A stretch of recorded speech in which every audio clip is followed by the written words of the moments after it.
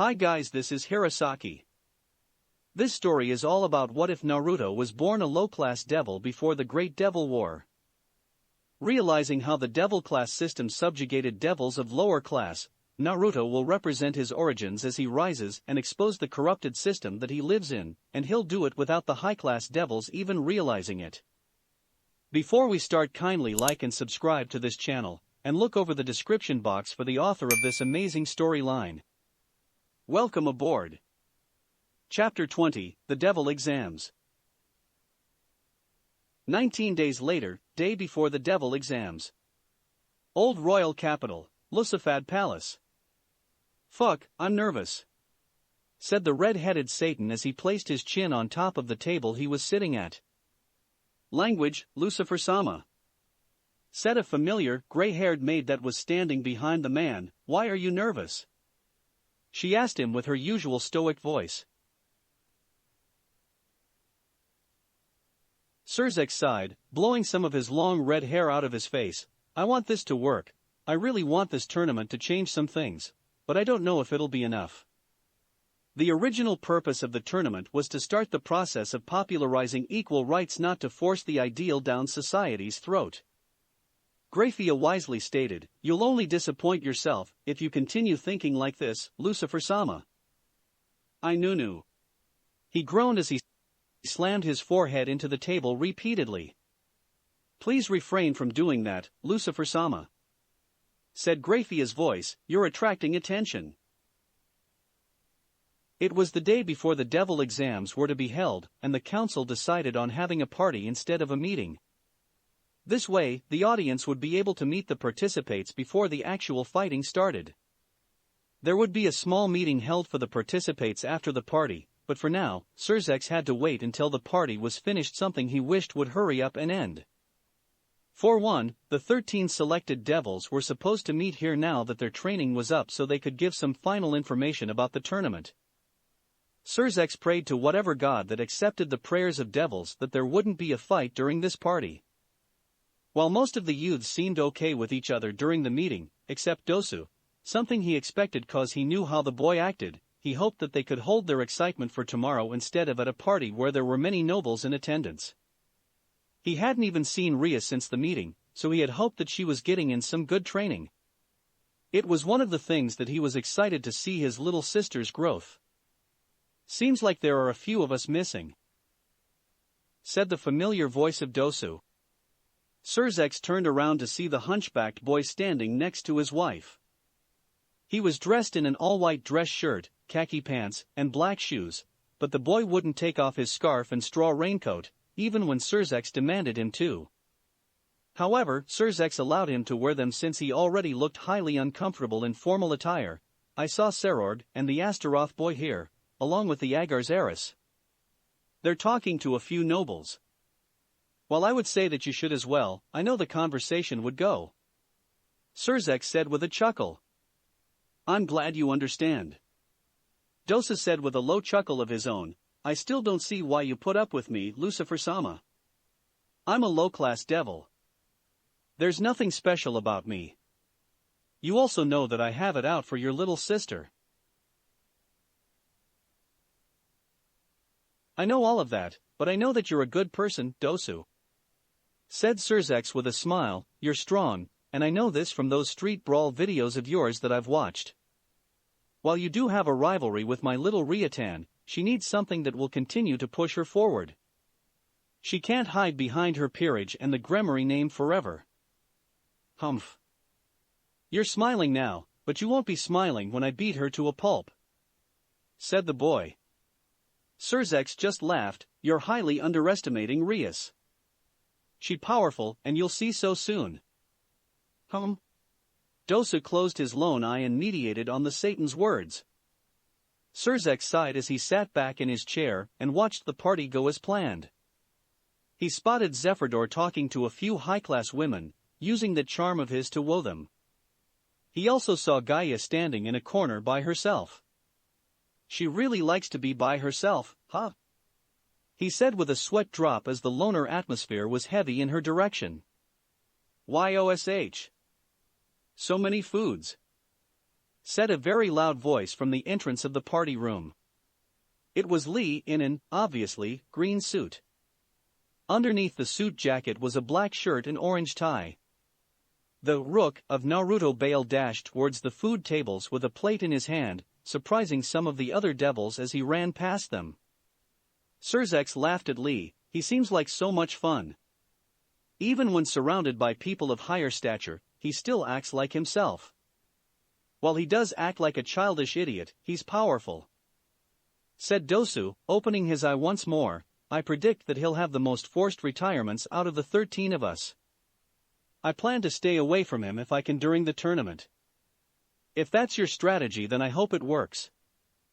Surzex said as he continued to watch Lee as he asked the servants what foods were what. I knew adding him to the tournament would be a good idea since he is a part of his peerage. He's the talk of the underworld ever since he returned. Speak of the devil, and he shall appear. Dosa said while motioning towards the door. Suited in orange gym pants and a black t-shirt was Naruto, like he just got out of the bed. Surzex slapped his forehead in disbelief. He does this shit to fuck with me. I know he's doing this on purpose. That isn't the proper attire for an event like this. Graphia said, her right eyebrow twitching a little in quick show of anger before regaining her usual stoic expression.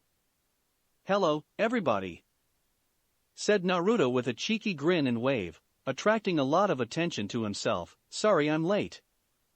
I forgot about this party, and I didn't have a suit, he. Hope nobody minds. Orochimaru, who was standing behind his king, face-palmed. I knew bringing you here would be a bad idea. YOSH. Naruto-sama. They have ramen. All types of ramen. Lee shouted from within the food line, holding a plate on each of his hands while balancing one on his head which was filled with food. Oh really? Seems like duty calls, said the blonde Bael as he zipped to the line, ignoring the looks of curiosity, disgust, and enjoyment centered towards him. Orochimaru sighed as he followed his king to the food tables. So that's him, muttered Dosu, watching Naruto analyzing all of the available ramen with keen eyes, the legendary Naruto Bael. If he were to hear you, he'd say something like yup. Surzex chucked, but yeah, that's him all right. I can introduce you to him if you'd like. I would like that, but later, said Dosu, continuing to stare at Naruto. I don't want to bother him while he's searching for the right ramen. Then we may be waiting for a while. Laughed the Lucifer Satan. You also have to add in the fact that he eats a lot of ramen in one sitting. The cooks are going to have a hard time with him. It took some time, but Lee and Naruto finally sat down at a table with a plate filled with food. Orochimaru sat beside his king with a plate of salad in front of him. He wasn't going to disgrace his own image unlike Lee and Naruto. He had an image that he wanted to keep and was going to do so, no matter how his junior peerage member or his king acted. Just make sure you two eat with the proper utensils and not your hands.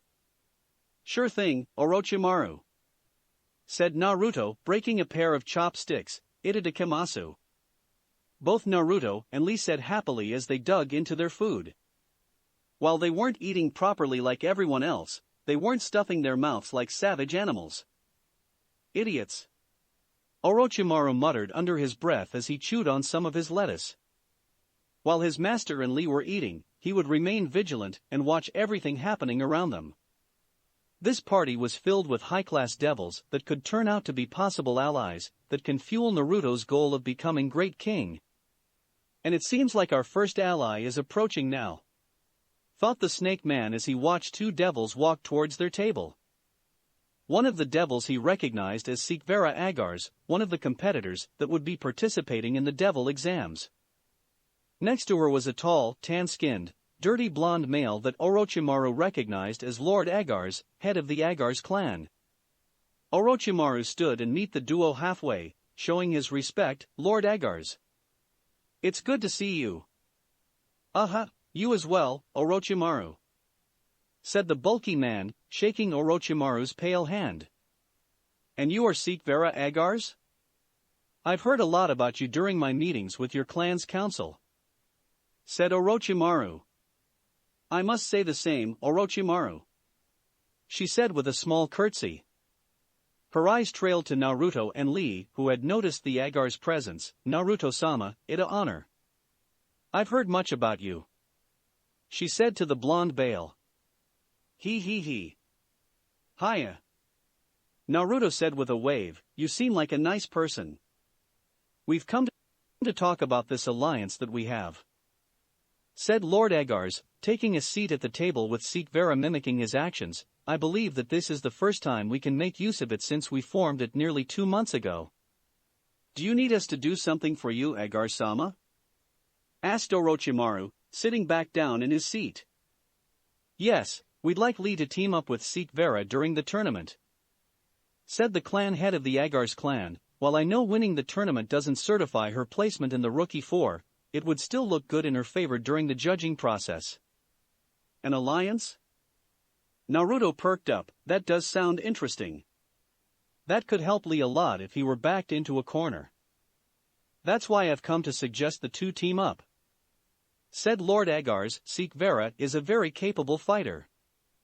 She can use our clan's time manipulation magic just as well some of our more experienced members, and will support your Rook during any fight. She also has a mind of a battle genius. She has the talent of analyzing any predicament she may be in and figure out a plan for victory in a matter of seconds.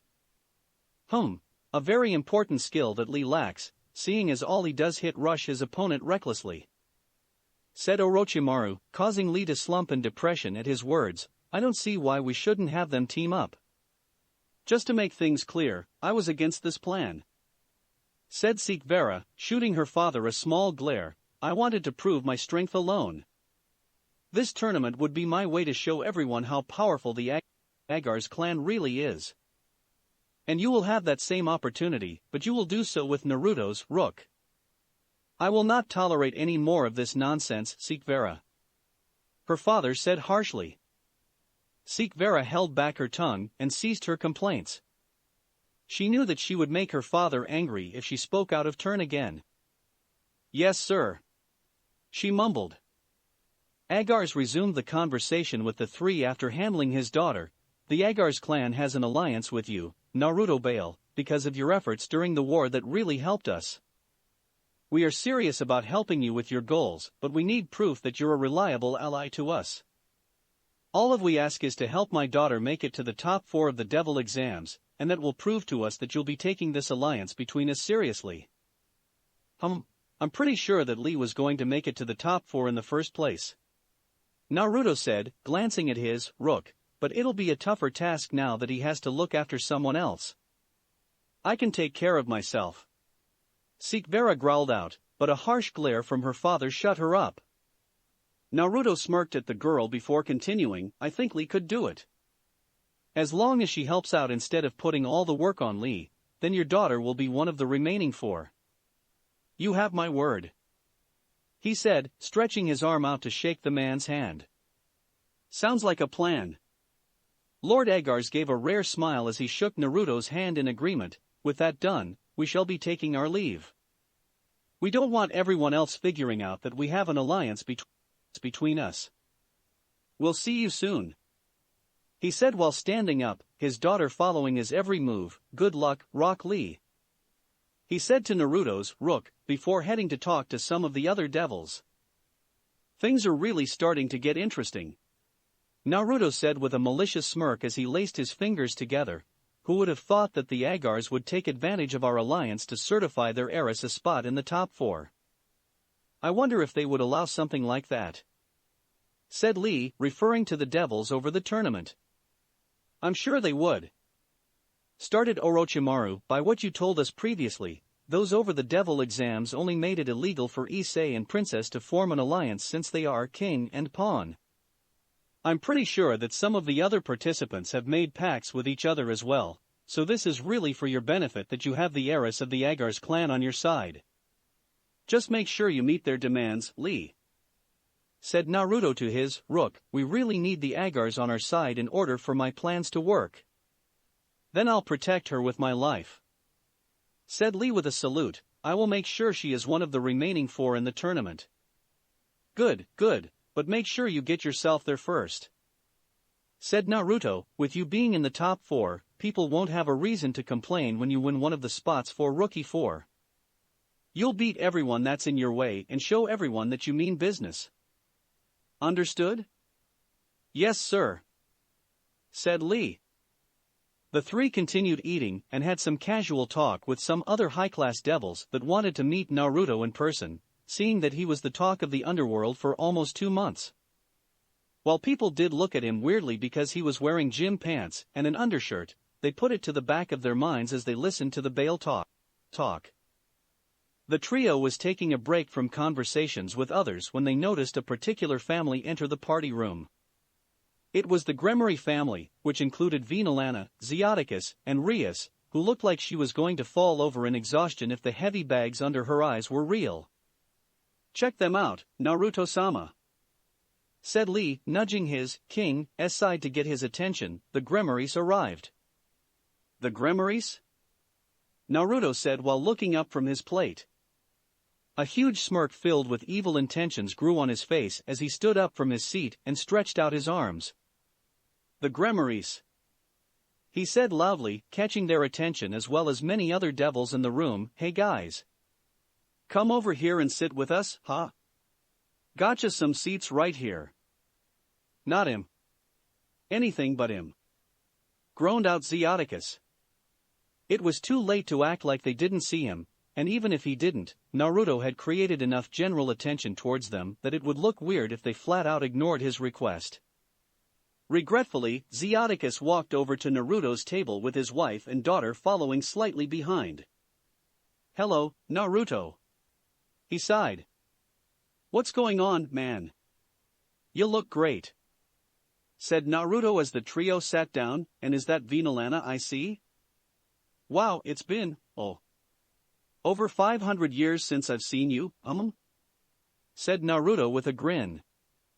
Vinalana didn't entertain Naruto's insanity as she responded, yes, I believe so. She said plainly and nothing more. Naruto was practically oozing with mischief as he turned towards Rias, childish Gremory. You look like somebody stole your favorite teddy bear, and you searched all night to find it, but never could. What happened? He asked with concern. Hello, Naruto-sama. Rias said with a small bow, I've been training for this tournament, but I'm really stressed out about it. The princess? Stressed out about something? Said Orochimaru, deciding to join in on Naruto's pettiness. Why, that's very uncharacteristic of you. Why are you stressed? It's nothing really. Rias said with a shrug, but they all knew that she was lying. I've been working a lot to prepare for this tournament. I just hope that it pays off is all. Well, I hope it does. Said Naruto with a smile. How have you two been? Heard any news lately? Those Citries, huh? Zeoticus wanted to literally strangle Naruto at this point. He knew that the Citries were exposed for placing seals on 3 of the 4 Satans, including his own son, Cerzex. While he never knew that the Citries did it, he knew that he was linked as to why they did it. Zeoticus gripped his pants in anger, trying to hold back some of his fury. I don't want to talk about such complicated things here. Hummed Naruto. Lee. Why don't you take Rias with you to meet up with the other contestants? You two can catch up on what you've been doing these past few weeks. Yes, sir. He said with a nod as he stood up. Come on, Rias. I wanted to go meet up with Sarorg anyway. He said while holding out a hand to the redhead. Rias glanced at her parents. She knew that they were going to talk about something confidential and wanted her gone, or it could be that Naruto wanted to talk about it while her father didn't. Rias knew that Naruto was very manipulative and dangerous, so whatever they would be talking about, she didn't want any part in it. She sighed as she took Lee's hand and allowed her to lead her elsewhere. I'll meet back up with you two later, she said as the duo left the table. Oh. You all seem back happy again, said Naruto as the 2 young devils left. His smile quickly turned into a frown. That's no fun. What do you want from us, Naruto? Asked Vinalana, but by the tone she used, it was more like she demanded an answer. She knew everything about what happened with him. She also knew how Naruto tried to turn her daughter against her by revealing the truth about his disappearance to her. While their relationship was strained, Vinalana and Zeoticus were finally back on speaking terms with their daughter. I don't want anything, said Naruto, holding his hands up. I just want to sit back and watch the show. And what show is that? Asked Zeoticus. Naruto smirked evilly. People are starting to ask questions, Zeoticus. They're starting to wonder why there were seals placed on 3 of the Satans that prevented them from remembering me. I had nothing to do with that. The head of the Gremory clan said sternly. But you're tied to the reasoning, said Naruto. I don't have to do anything to expose you. People will find out. Sooner or later, they will find out. When the right people crack and the floodgates open, I want to see how you react. Naruto admitted, I want to see how you Gremorys adapt to all the fingers pointed at you. How you will live when everyone turns their backs on you. You threaten the name of Gremory, growled out Vinalana. You are playing a dangerous game, Naruto. You should turn back before it's too late. Too late for what exactly? Asked Naruto with interest. Is somebody planning to put me in a box again? Because I can assure you that won't be happening ever again. No, I don't know what he has planned, but he knows you're alive, said Vinalana. You do not want to cross my younger brother. Ah, the great king of the underworld, said Naruto. Do you think he scares me, Vinalana? What could he possibly do to stop the madness that's soon to come? I don't know what my younger brother may have planned, but know that it won't be good for you if you continue to let this happen. She said with absolute authority, I know you are not ready to face the council of the Bael clan, because I can personally attest to how powerful they are. They will crush you like the insignificant bug you are if you continue with these childish shenanigans. Revenge isn't a shenanigan, Mrs. Gremory. Naruto growled darkly. You should worry about yourself instead of your brother. The Citri may try to form some type of damage control by putting some of the blame on Gremroy. Enough of this, said Zeoticus. This talk is meaningless. If you don't have anything else to say, then we are leaving this instant, he said while standing up from the table, his wife following his lead. Sure then, leave, said Naruto with a wave as he leaned back in his chair and kicked his feet up on the table. Just know that I'm watching. Naruto's blue eyes flashed a dangerous red as some of his anger leaked out, and know that I'm coming for everybody. Zeoticus and Vinalana left the table, leaving a laughing Naruto and a smirking Orochimaru. I must say, Naruto-sama, said Orochimaru as he focused his eyes on the retreating Zeoticus shaking hand, you really know how to make them mad. The Gremorys are emotional people, said Naruto with a yawn. I just want to see what's going to happen to them. Their son, Surzex, was one of the main people that helped with my freedom, and he's now handling the case of my sealing. Since they'll be dealing with that mess, it'll distract them from my real plans of domination. Of course, our good friends of the Agars clan will help us out, but I feel like we'll need some other people on our side to really make things possible. And who do you think would support you in your quest? Asked Surzex.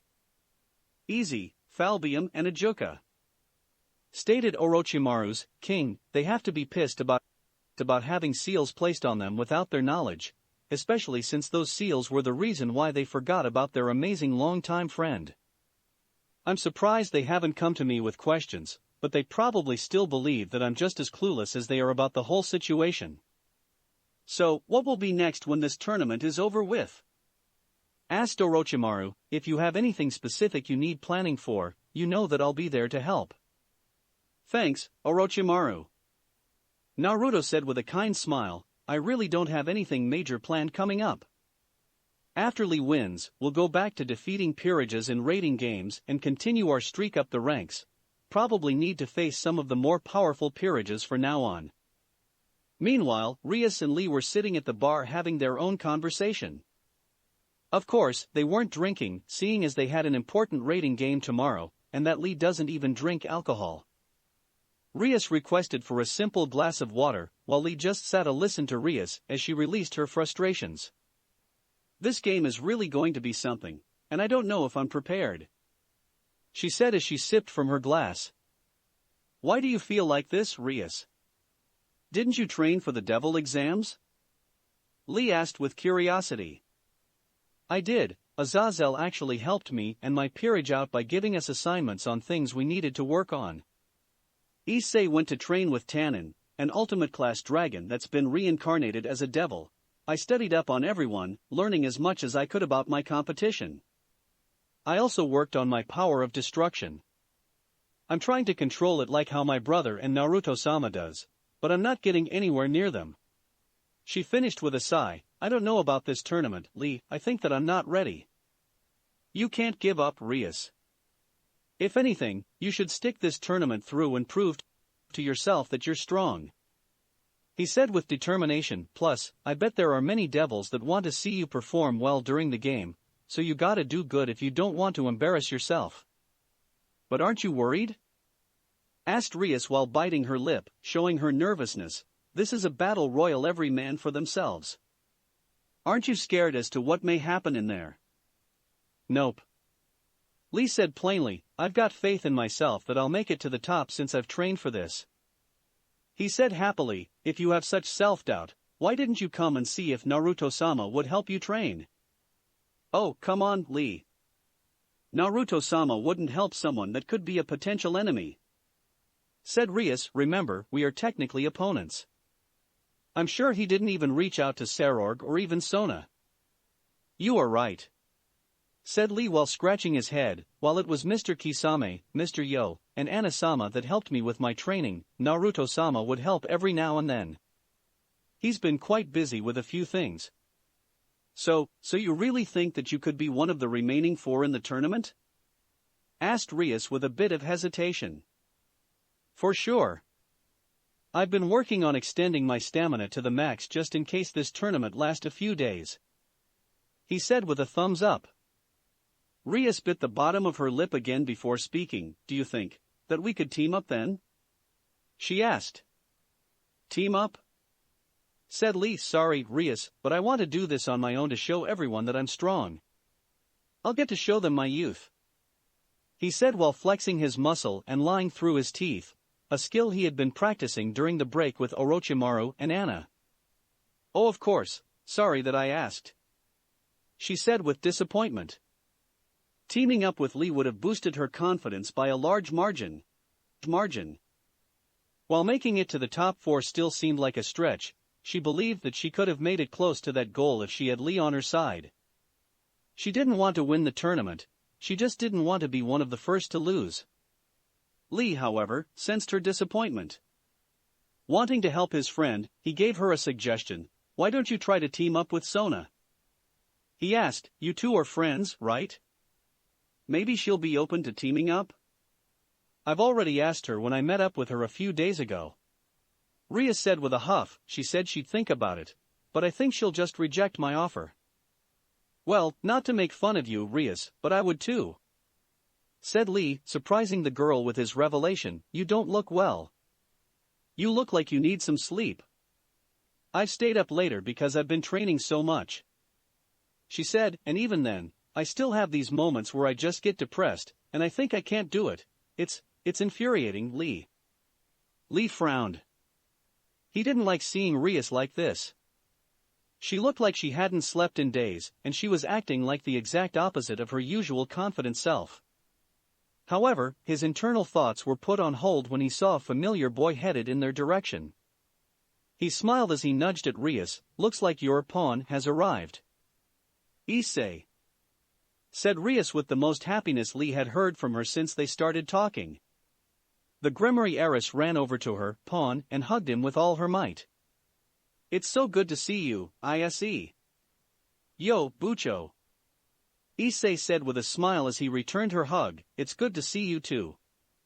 You look stronger," muttered Rias as she gave his body a run down. He did look physically stronger, and she could feel his impressive muscles when she hugged him. She smiled up at her pawn with adoration.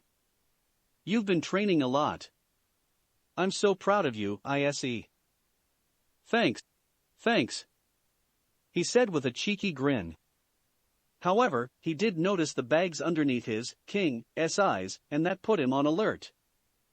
What's wrong with you, Bucho? You look like you just got out of a training session with Kisame. Asked the pawn. I've been training a lot, just making sure that I'm ready for this tournament. She answered. Well, I feel ready. He said with a grin filled with confidence. Training with Tanin-sama really pushed my skills to another level. After a good night's sleep, I'll be ready to take on anybody. YOSH. That's the spirit, Issei. Shouted Lee, I can't wait for this tournament to start. And it seems like we won't be waiting for long, said Sona, walking towards the group with Tsubaki following close behind. Your brother is about to speak, Rias. Sure enough, Surzex was at the front of the hall. He was standing on a small platform while calling for everyone's attention. Attention, everyone. I want to thank you all for coming to this pre-rating game party for the Devil exams. If you are a participant in the tournament, would you please make your way towards me? Seems like he's calling for us. Said Issei, glad I came when I did. Come on. Let's go. Said Sona, leading the group to where Surzex was. All 13 participants lined up similarly to how they did during their first meeting. Issei had to hold back a growl at Dosu, who was standing next to him. Dosu sensed the boy's anger but didn't care for it at all as he focused on Surzex's next words. You 13 will be facing each other in the Devil exams tomorrow. This is the first time ever that we've had this many candidates to choose from to be a member of this generation's Rookie 4, and the first time low-class Devils and middle-class Devil are able to compete to be a part such a group. This generation is the start of a change for the underworld. With tomorrow's tournament, we'll get to see the strength of the youth of each social class, and we'll get a glimpse of the future leaders of the underworld in action at the same time. Everyone clapped in agreement of Surzex's speech. The whole underworld was excited to see the youths battle it out against each other during the tournament tomorrow. All eyes would be on them to see where this generation was in skill and strength. I want to thank you all for coming to the party tonight. This will be the last time you'll see the participants until their debut at the tournament tomorrow, so take this time to wish them well. After you all are done, I ask for those participating in the exam tomorrow to meet me in the meeting room that we were at before. Good night, everyone. We hope to see you tomorrow watching these young devils provide an entertainment never seen before. Finished Surzex with a bow. He received his final applause for the night before everyone started to head out. There were a few that remained to talk with some of the participants, particularly those from the same clan. Zephyrdor had a small crowd around him with those with similar markings on their face, signaling that they were all from the Glaciolabalas clan. Serord was talking with a few Bael clan members while Seek Vera and her father were having their final conversation for the night. Rias, after searching for them for a while, had finally found her parents. Well, this is it. She said with a lack of confidence, causing both of parents to frown. Rias, are you sure you want to do this? Asked Vinalana, placing a comforting hand on her only daughter. You're tired. I understand that this tournament is important to you, but you don't look well. Maybe you should pull out. No, I can't. Then the Gremory clan would look weak. Said Rias, shaking her head in denial. I can't give up. I understand that you want to keep up the image of the clan, Rias, but I care about you more than anything. If you want to retire from this tournament, then we'll be okay with it. Said Zeoticus, yes, there will be those that will be disappointed, but your health is what's most important right now. It's okay to be selfish and think about yourself. Rias clenched her fist, an internal debate brewing about in her mind. Should she retire from the tournament? She had doubted herself ever since the idea of the Devil exams was presented to her during the first meeting with the four Satans and Devil Council. It had been a stressful few weeks as she trained her heart out, really dedicated into becoming stronger to represent her clan with pride. However, after seeing how confident everyone else was about how they would do in the tournament, her self-doubt only increased. She could hardly sleep during their break because she was too worried on what would happen during the tournament. Would she embarrass herself? Would she bring shame to the Gremory clan? Those thoughts echoed in the back of her mind all the time, and no matter how much she tried to run away from it, they would always reappear and haunt her. What Dosu also told her really affected her as well. This tournament is the worst thing that could happen to you. Rias flinched as his words echoed throughout her mind, which worried her parents even more. Rias, are you okay? Asked Zeoticus. He had never seen Rias so distraught over something, not even when they told her that she would be in an arranged marriage with Riser Phoenix. This tournament was clearly affecting her negatively. She was stressing her too much in order to think clear during the devil exams.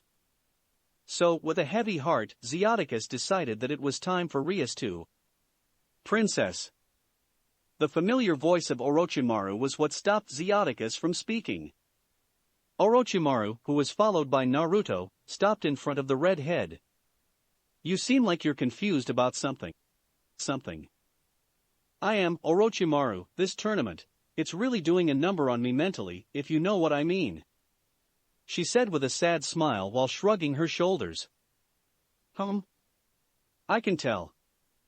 Said the Snake Man, I just came over here to give a few words of encouragement before the tournament started is all. Words of encouragement? Since when did you start doing that? I would have at least thought you came over here to make fun of me. Said Rias. If this was anything else I would, but I felt like I should help you a little. Said Orochimaru, I do look forward to seeing you in the devil exams tomorrow. I'm sure that you'll surprise a couple of those arrogant fools that think they could take your power of destruction head-on. Naruto's only pawn dug into his sleeve and pulled out a small pill bottle. Rias recognized it as the same pill bottle that Orochimaru gave her a long time ago. The same sleeping pills that the two had a running joke on.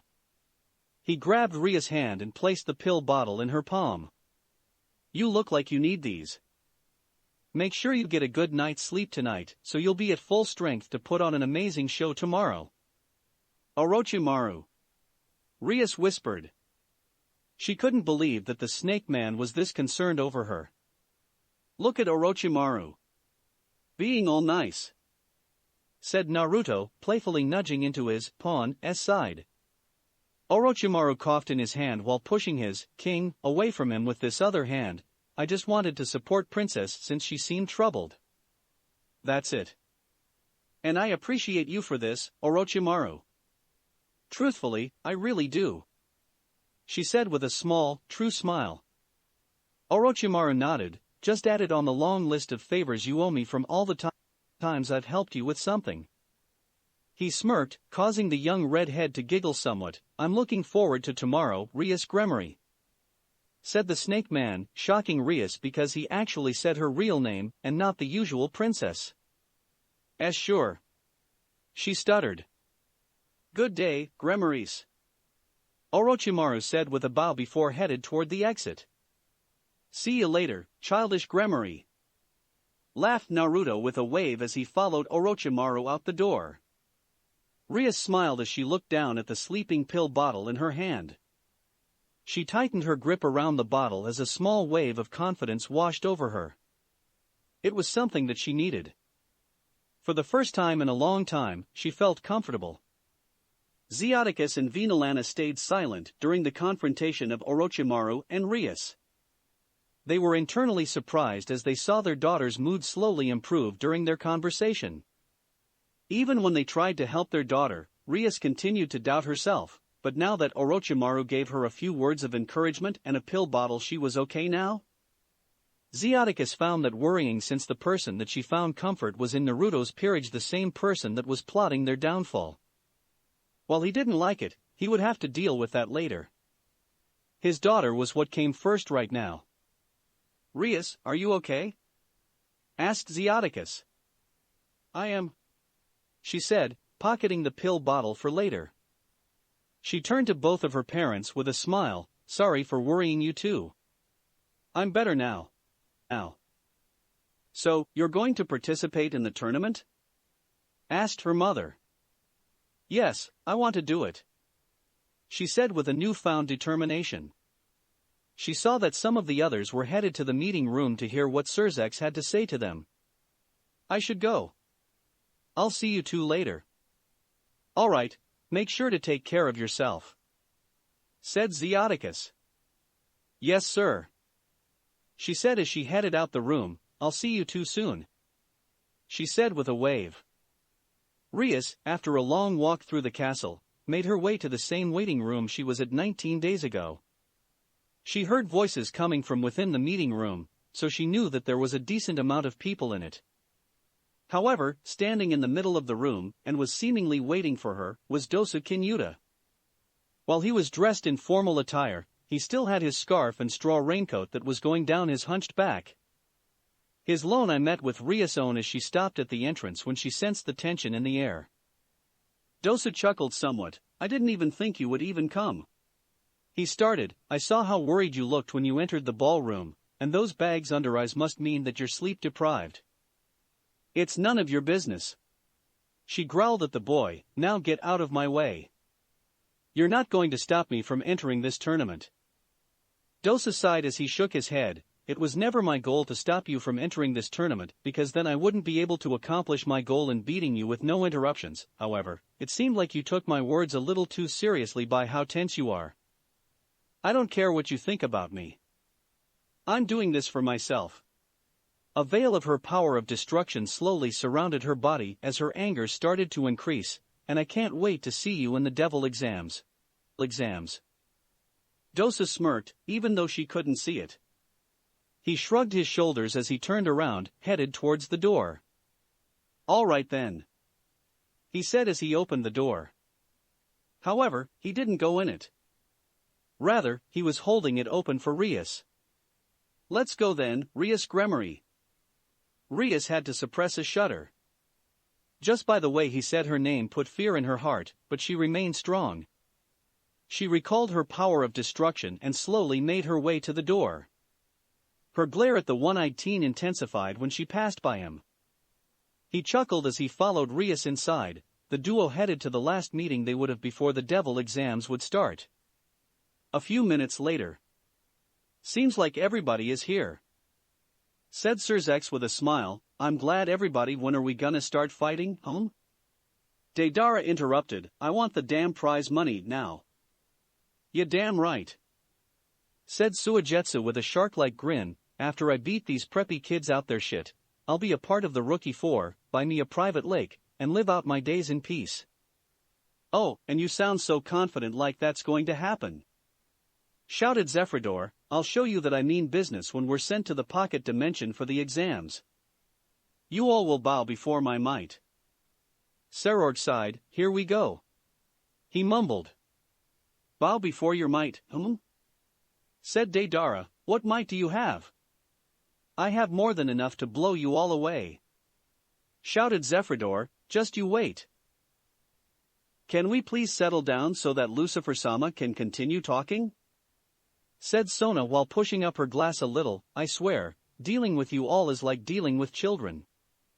We'll see who's the child when the tournament starts, said Deidara with a cocky smirk. I'll be sure to make you all tremble as you see my art. Because my art, art isn't.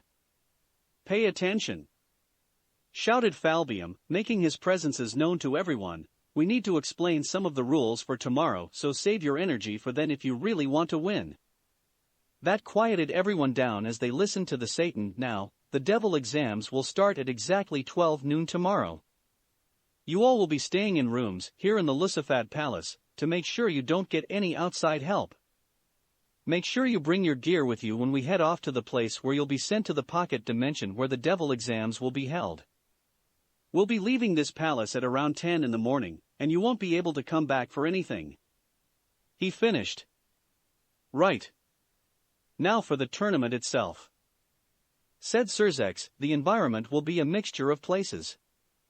There will be lakes, mountains, hilly terrains, flatlands, and more. However, the forest terrain is what takes up largest amount of space inside the dimension.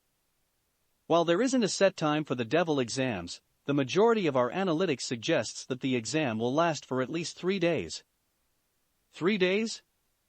Said Issei, then what about food? I know for a fact that I'll get hungry in there. Good point, Issei. Said Surzex, because of the possible long time span of the tournament, we will have food sent to you twice a day, once at noontime and the other at 10 p.m. We'll only be feeding you twice because there will be food sources available in the dimension. Since we didn't want anything dangerous in the game with you all, we've released various animals from the human realm that you can find for yourself that can hunt. While the 2 food service times will have more than enough food for you, we wanted to make sure that there wouldn't be any excuses of someone retiring purely out of hunger. So, this is included in the survival aspect of the game. Said Serord, you all really thought of everything for this game. Again, this game will probably be the most important rating game of the year. We need to make sure everything is right so that we can get the maximum amount of effort from you all. Explained Surzex. So, I guess we've gotta find our own place to sleep Toha? Asked Suigetsu. Not technically, however that's information that we want to reveal to you all during the game. Said Falbium, the announcement will be made before your 10 p.m. feeding time, so make sure you're paying attention to the announcers. As for the fighting aspect of the rating game, anything goes. Said Surzex, you can be as crafty as you want, team up with others if you want, except you two. He said while pointing to Issei and Rias, but you can do whatever any underhand tactics that you deem necessary for your advancement. In this game, you need to think about yourself before anyone else if you do decide on teaming up with someone. This is a survival game to see who can make to the top 4, but remember, you still have a chance at being accepted to the Rookie 4 without being one of the remaining 4. It's the performance you present us is what will be judged. Surzex is right. Remember, those of you that are King-S, you are here to prove that you can handle yourself without your peerage members. As for the rest of you, you're here to prove that you are powerful no matter your social ranking. Said Falbium. Also, there's the fact that everyone will have their eyes on you, and not only those on our side of the underworld. He continued, we know that the leaders of the fallen angels and angels will be in attendance, as well as some of the gods of Norse mythology. He finished, surprising some of the young devils. Holy shit. This really is the real deal. Said Issei. It is. That's why we ask that you all get a good night's rest and get ready for the tomorrow. Said Falbium. The door to the meeting room opened and a group of maids and butlers entered the room. They will lead you all to your specific rooms. You'll all be distributed around the palace, but you are still allowed to leave your room whenever you want. Just make sure that you don't cause any problems. They all nodded and split up. Both Satans watched as they left the room, leaving them by themselves.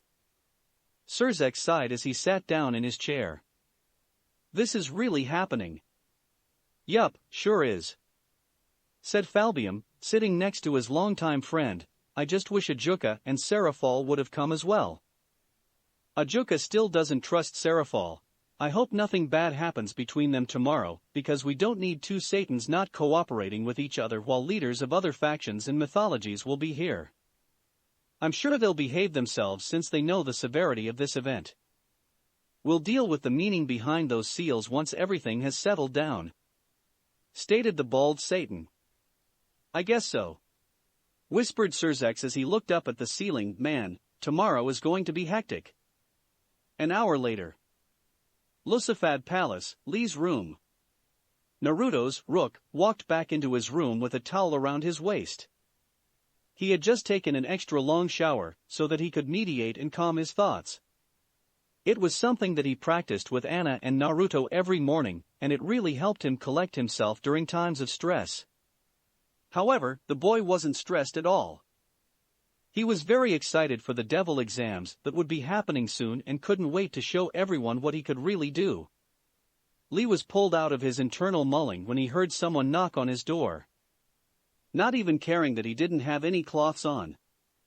He opened the door with only a towel around his waist to see Sikvera, who had changed into a pair of pink slippers, pink gym shorts, and an oversized t-shirt with a mecha anime picture printed on it. YOSH. Hello, Sikvera, said Lee happily, glad to see his teammate. The girl blushed and looked away from Lee, covering her eyes with her hand. How indecent. How could you open the door to someone like that? Go put some clothes on. Oh. Excuse me for a second, Lee said as he closed the door. However, just when the door clicked shut, it opened back again with Lee clothes in a pair of black sweatpants and a muscle shirt, which hardly hid all of his bulging muscles. Is this better? He asked his teammate. Sikvera peeked a little to make sure he wasn't indecent anymore. While she could still see a lot of his chest area, she was satisfied that the boy at least had on pants. She sighed as she removed her hand from her face. I guess that will do. Now, let me in before someone sees. Hi, he said, stepping to the side and letting the Agar's clan heiress enter his room. He closed the door behind her and quickly asked, What are you doing here? Shouldn't we be sleeping to save up all of our energy for tomorrow's battles? Yes, but I wanted to speak with you before the exam started, she stated as she sat on the edge of his bed and crossed her arms under her breast. I wanted us to share our abilities and fighting styles so that we can get a feel for each other. It'll help us adapt to each other better when we're actually fighting someone. Ah. You're a genius, Sikvera. Praise Lee, I didn't even think of that at all. Very responsible of you. Sikvera smirked a little as she pushed her glasses up on her nose a little. Well, while I already knew that I was a genius, I do appreciate the praise. Before we start, I wanted to ask you about your shirt, said Lee, pointing to it. What about it? She asked with a small glare, just waiting for him to make fun of her love for mecha anime. Isn't that Neon Genesis Evangelion? Asked Lee, surprising the Agar's heiress. Why yes, it is. Do you know of it? She asked. Yes. Me and Anasama watched it together a few weeks back. Lee said excitedly. It was wonderful. However, I wanted to know why there are a few new characters on your shirt that I don't recognize. Oh, that's because this is a shirt from the second movie Evangelion 2.0. You can not advance. YOSH. You mean there's more movies than the first one? Asked Lee excitedly. Trying to control her inner otaku, and so that they could stay on task, Sikvera answered, Yes, there is, but we need to. Do you have them? Asked Lee. Yes, I do, but we really show. YOSH. Can we watch them? Please? Sikvera's eyes gleamed and a large smirk slowly grew on her face as her inner otaku was released. Morning with Rias. Rias yawned as she slowly opened her eyes. She smiled and stretched her body out before succumbing to the comfort of the bed again. Last night was the best sleep she had for the past couple of weeks and was something that she needed. After her maids led her to her room, she quickly stripped out of her cloths and hopped in bed. She took Orochimaru's sleeping pills and waited for them to kick in, which that didn't take so long to do. In a matter of minutes, Rias was snoozing like a newborn baby. After taking another quick nap, she sat up in her bed and yawned again. That was the best sleep I've had in so long, she mumbled to herself, pushing some strands of her hair out of her face. She perked up when she heard someone knocking on her door. Slipping to the bathrobe that was given to all the participants staying in the palace, Rias made her way towards the door. Opening, there wasn't anybody there to greet her. However, there was a tray with her breakfast resting on the ground.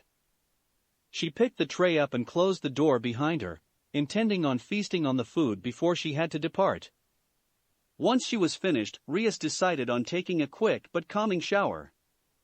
The warming waters of the shower really settled her mind even more. After all of those days of training, it was nice to finally relax, even if the tournament she was training for was only hours away. After stepping outside of the shower, she took off her shower cap and dried off with a towel. She then put on her school uniform that she summoned with a magic circle. It was when she finished putting on all of her cloths when she heard someone knocking on her door again. Opening it, Rias was face to face with one of the maids that led her to her room last night. "Ria-sama, it's time," she said with a bow. "Do you have everything with you?" "Yes," said Rias, closing the door behind her. "I'm ready to go." Lilith Coliseum. In the capital city of the underworld, there was a massive coliseum that wasn't so far from Lucifer's mansion. Thousands of devils were pouring into the coliseum to watch the spectacle of 13 of the strongest young devils this generation had to offer battle it out in a rating game that was formatted like none other. The devil exams was the headline news within the devil side of the underworld, and everyone was pouring in their thoughts and opinions on what would happen and what this meant for the underworld. Inside one of the many suites that Lilith Coliseum had to offer was Naruto and his peerage. Since Lee, a member of his peerage, was fighting in the devil exams, Naruto was offered premium seating in the form of one of the massive suites for him and his peerage to enjoy. The suite came with many couches for everyone, servants lined along the walls, TV displays surrounding the room, and had a nice view of the entire coliseum, especially the middle of the massive structure where the entire tournament would be projected to the public. "This is pretty nice," said Hao, sipping an expensive red wine that the servants poured for him. "I could get used to something like this." "We're at the tippy top, Naya," said Kuroka, her eyes dazzling at perfect view they had. The feeling of fame and importance was starting to get to her head. They were in a private suite that only some of the most prestige devils could afford, and they were offered it for free. "I feel so rich, Naya. And we'll be even richer when Lee wins this tournament and gets the prize money." "Don't let money cloud your thinking, Kuroka," said Yo. Both Anna and Yo were sitting on one of the various couches, with Yo laying his head in Anna's lap while she was rubbing his head. "That's easy for you to say, Naya. Your family is rich," she said while sticking her tongue out at Yo. "Hey, can I get?" So many choices," muttered Kisame. He was sitting in his recliner that he brought with him because the other chairs in the room were uncomfortable, with Samahata on his lap. He was flipping through a menu that one of the butlers gave him that was filled with dishes he couldn't pronounce. "You know what? Just give me everything that has fish in it." Are you sure, sir?" asked the man.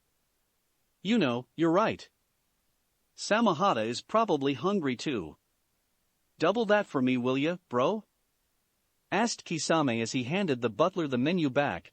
"And make my drink an orange juice too." "Are you here yet?" Naruto asked. He was talking into a magic circle, catching both Orochimaru and Kuroka's attention. "You're down the hall?" "Who is that, Naruto-sama?" asked Orochimaru. He was sitting next to Naruto, but he couldn't hear who he was talking to.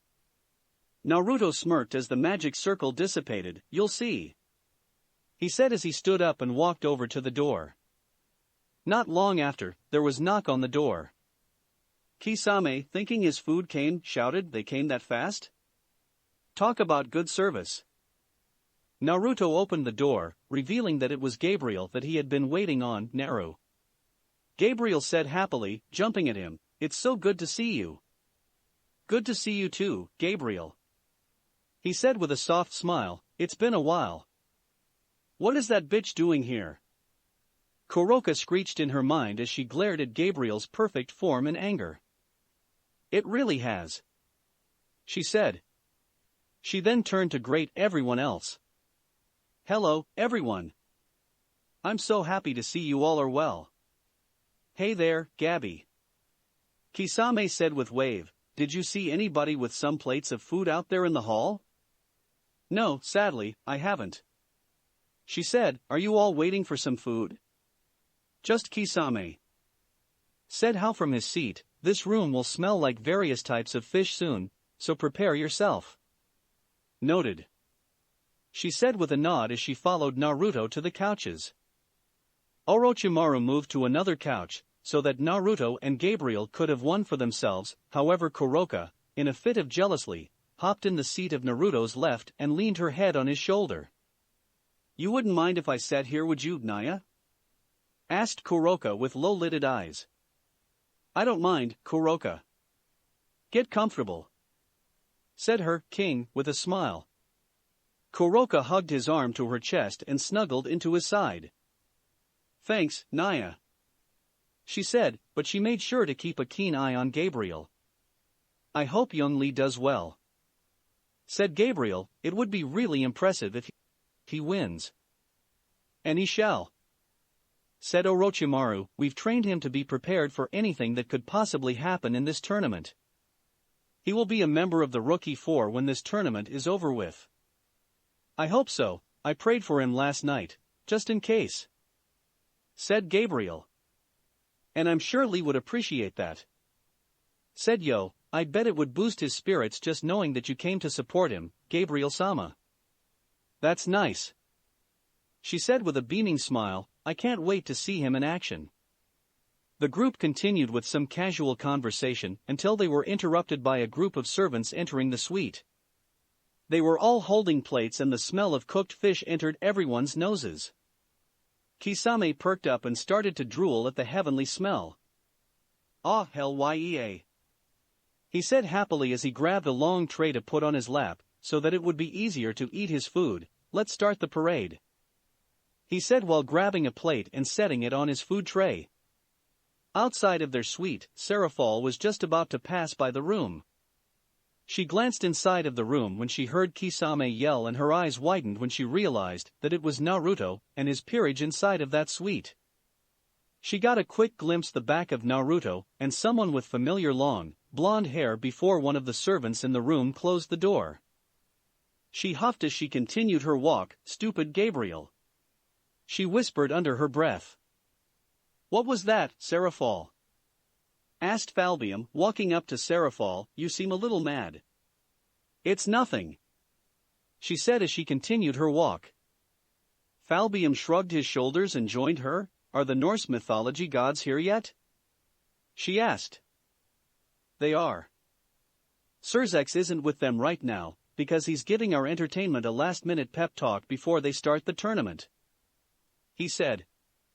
Oh, is Ajuka there? Asked Seraphol. Yes, he's with the Norse gods now, stated Falbium. Is he still mad? She asked with a stutter. Yes, but he promised both Surzex and I that he would behave himself for the time being. However, he wanted to make it clear that he doesn't trust you, said Falbium. Oh. The Leviathan Satan mumbled in sadness. While she understood why Ajuka didn't trust her, it still hurt to know the fact. She could only hope that they could get together and talk about things soon. We'll figure things out soon, said Falbium, patting his friend on the back. Let's just get this over with. We'll meet up with Surzex soon. A few minutes later. Entrance of Lilith Coliseum's underground tunnels. And we have an impressive group of young devils that are prepared to show you their skills and power to you, all the devils of the underworld. The voice of Surzex ringed out, along with a massive cry of excitement from the tens of thousands of devils in the stands. Rias, along with the rest of the participants of the Devil Games, were standing not too far from the entrance of the tunnel. They had a clear view of Surzex, who was standing on a large platform in the middle of the Colosseum. He was delivering a speech to everyone about the devil exams before they were introduced to the public. The heiress of Gremory, while she was feeling confident in herself earlier, was starting to have doubts again. While it wasn't as bad as before, she still felt a little shaky about the tournament. Just don't get out first, Rias. Don't embarrass yourself and your clan, is what she would repeat over and over again in her head. She had to stay vigilant and prepared for anything that could happen in the tournament. She was brought out her inner musings when she felt a hand on her shoulder. It was Issei, who had a frown on his face. You all right? He asked her. I'm better than I was last night, but I'm still a little jumpy about this, she admitted. You'll be fine, Bucho. You can do it, he reassured her. She nodded. Right, she said. YOSH. I hope we all have fun in this tournament. I can't wait to face you all. Lee shouted happily. You really are a weird one, said Deidara, who had changed from his blue kimono and was now wearing an all-black cloak, similar to the one Kisame wore, blue pants and black sandals. You're only making yourself a target with all that talk. I can handle the pressure. I've been training hard during the break, and I'll show everyone my youth, shouted Lee, pumping his fist in the air. Sorry, said Deidara with a sweat drop. And now, shouted Surzex, catching everyone's attention for the moment we've all been waiting for. I present to you the participants of the devil exams. Seems like that's us. Let's go, said Sarorg, exiting the tunnel first. They all followed the Bael's lead and made their way out of the tunnel and into the Colosseum. The cheer of all the screaming devils filled the air as the group made their way to the platform in the middle of the Colosseum. Whoa, said Suigetsu, placing his water bottle on his hip as he took in the scene of all the people in the Colosseum. This is crazy. I've never seen so many devils in one place like this before, said Diodora, who was usually quiet, but had to express his awe as they made their way to the platform. Hello. Hello. My name is Rock Lee, shouted Lee, waving and blowing kisses at the crowd. Sona pushed her glasses up on her nose. He seems to love the attention. That's Lee for ya, Issei said with a sweat drop, always active. He needs to calm down, said Sikvera. While she was trying to keep up appearances, she couldn't deny that she actually liked Lee after their mecha anime marathon last night. Yes, he was annoying and loud, he was still a good person at heart. While they did get some sleep, they should have gotten more if they hadn't stayed up so late. The group made their way onto the middle platform where the Lucifer Satan was awaiting them. Once they all made it, Surzex continued his speech to the crowd. These 13 devil youths are here to show you their strengths, skills, decision-making, spells, and their overall want to win it all. He yelled, receiving another loud howl of approval from the crowd. Surzex then turned to the devils that would be fighting in the devil exam. You all are now about to be sent inside of the pocket dimension where the devil exam will be taking place. Take a look at the ground, he said. Suddenly, 13 magic seals appeared around the rim of the platform. Within these magic circles will have the names of the specific person they've been made to teleport. Please find your magic seal so that we can send you all off. Good luck, everybody, said Lee as he found his magic circle right away. Let this be a fun tournament. Yeah, I'm sick of your positive ass, Dosu as he rolled his lone eye. Gaia, who was standing next to Dosu, remained quiet as she awaited the start of the tournament. Hee. Good luck to you too, Lee, said an excited Jinta as he gave him a thumbs up. I can't wait to see you on the battlefield. Ria's magic circle was in between Sarorg and Sona. She looked to her left at Sarorg, who was smirking confidently, no worries present on his face. Both of hands were clenched tightly against each other as he tried to contain his hidden excitement. Sarorg was one of the stronger devils in the tournament, so of course he'd have confidence in himself. The only time Rias witnessed a battle Sarorg lost was to Lee, who was, quite possibly, his only competition in the devil exams. Surely, her battle-manic cousin was made for a tournament like this. To Rias' right was her longtime friend, Sona Citri. While she held a neutral face, Rias could tell that her best friend was excited for the devil exam as well. And she never gave me an answer on if she wanted to team up. I guess it's because she never planned on teaming up on the first place, thought Rias. Of course, Sona didn't want to team up with her. Not too long ago Rias was thinking about dropping out of the tournament. Sona knew that she wasn't mentally stable and probably thought that Rias would be more of a hindrance than a helpful ally. Sona is a crafty and analytical battler. With a mind like hers that was great at decision-making, Rias was sure that she would last long. This tournament was made for somebody like her. Rias' eyes gravitated towards Dosu, who was standing across from her. He was already staring at the girl, but when their eyes met, Ria's heart was struck with a dosage of fear that she had never felt before. Dosa's dead stare centered at her with his lone eye was all that was needed for all of those feelings of self-doubt to resurface itself to the front of her mind. Even when she tried to pull her eyes away from the hunchback's eye, she couldn't because her body wouldn't listen to her. She was lost in a space where the only thing that she could focus on was his face. The roaring of the crowd morphed into the sound of menacing beast growling in her ear. All of the eyes of the crowd morphed into yellow eyes that screamed danger. All of this and Rias couldn't get herself out. Until Dosa closed his eye and turned away from Rias, snapping her out of her fear-induced trance. However, the fear had not left her as she muttered, wait, I dash. And now, shouted Sirzex, let the devil exams beginning. When he said his last word, the 13 devils were consumed by their magic circles. Their destination, a war zone. Rating game dimension, swamp environment. The fear-struck Rias appeared in a swamp.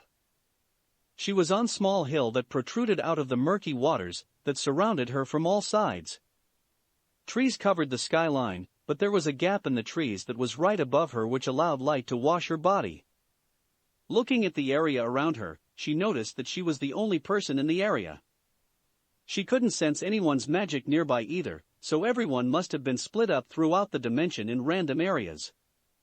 Okay, Rias, she said, taking a few calming breaths, you can do this. Hello to the participants of the devil exams, said a voice that echoed through the forest. Rias assumed that it was the announcer that was talking. To make things fair, we have split you all apart in different parts of the dimension of equal distance. It is up to you to go out and find the others and retire them to add points to your overall performance. I will announce when someone has retired, but I will not announce who retired them. We have plans of making everyone group together if there hasn't been a retirement in a certain time span. While it is noon, there will not be a food delivery now since the tournament has just started. We thank you all for participating. Now go out there and show everyone just what you're capable of. The announcer finished. Rias sighed as she thought about her next move. Well, it wouldn't be smart to move by flight because then someone could spot me from the air, so it would seem like walking would be the best option. She sweat dropped when she realized that she was surrounded by disgusting swamp water and that she would have to get in order to get out. They just had to put me here, huh? She said with a growl. She perked up when a thought hit her. Well, maybe I can fly. I'm surrounded by trees, so nobody should see me if I fly underneath the tree line. Deciding that this was her best bet to get out the swamp, Rias summoned her wings and jumped off of her small island. Rating game dimension, city environment. Seek Vera. Oh, seek Vera, shouted Lee. He was walking down a concrete road and surrounded by buildings. His environment was a reflection of a big city, filled with skyscrapers, roads, streetlights, just about anything one could find in a large city. After a while of searching, Lee took a seat on one of the benches at a bus stop and started to think, if they dispersed us randomly, then that means I don't know where Seek Vera is. And she probably doesn't know where I am too.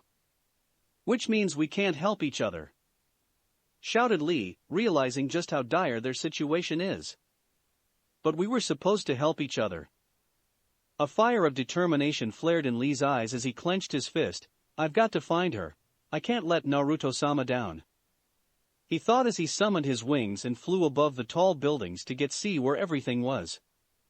Wow, this is huge, said Lee, taking in the landscape. While he knew this rating game was important, he didn't think that they would make such a large battlefield for them.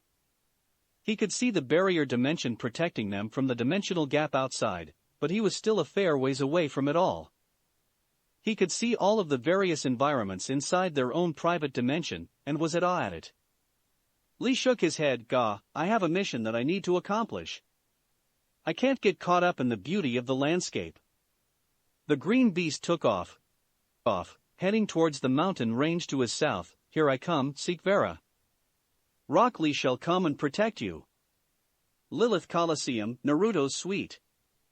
MMH mu WMTH MMMH MMFI MMHM. Orochimaru face-palmed as he looked over towards his peerage member, Kisame. We cannot understand you when your mouth is filled, he said with a sigh. Kisame munched on all of the food in his mouth before swallowing it. How grimaced at the large lump that protruded from Kisame's throat as the food slowly went down his stomach. Oh.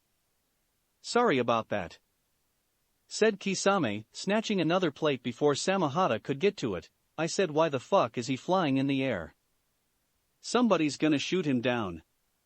You know how Lee is, said Anna. She was still playing in her fiancé's hair, which had his head resting in her lap. Knocked out, he gets too excited and doesn't think logically at times. If he were to lose, it would be because of that. He'll be okay, Naruto said. Lee can handle himself. He uses his mind in the midst of battle. I'm sure he's looking around him to make sure no one sneaks up on him. I sure hope that's the case. I wouldn't want Lee to retire this early in the tournament, said Gabriel with worry. He's gonna be fine, Naya, said Kuroka, rolling his eyes at Gabriel. My junior can take a few hits from us, and I know those little kids he's playing with aren't on our level, so he'll have the stamina to keep on battling. If you say so, said Gabriel, but she made sure to say a quick pray for the Rook. Keep strong, Rock Lee. 20 minutes later. Raiding game dimension, pond environment. After a long stretch through the torturous swamp, an angry Rias walked out of the tree line and to an open field. She had mud and leaves all in her hair from the trees, and it really pissed her off. And I just took a damn shower this morning, she said with flicking some mud off of her legs and skirt. She sighed as she looked up at bright red skies of the dimension, which she could finally see since she was out from under the trees. At least I'm free from stupid swamp, and all those stupid, weird-eyed bugs, she said with a shiver. Continuing her quiet walk alone, she finally made it to the pond. She looked down at the water and was happy that she could see her own reflection for once, as well that the water was dirty like it was in the swamp. Actually, this water looks very clean, she mumbled to herself. The memory of Surzex explaining to them that there wouldn't be anything in the dimension that could hurt them, which could also mean that there may not be any harmful bacteria in the water. I did work up a sweat in that particularly hot swamp, she said as she crouched down closer to the water. It wouldn't hurt to get a small drink. Scooting a little closer towards the water, she cuffed both of her hands together and dipped them in the water. Acting as a bowl, the brought her hands back out of the pond and drank all of the water in her palms. She gave a satisfying gasp as the cool water went down her throat.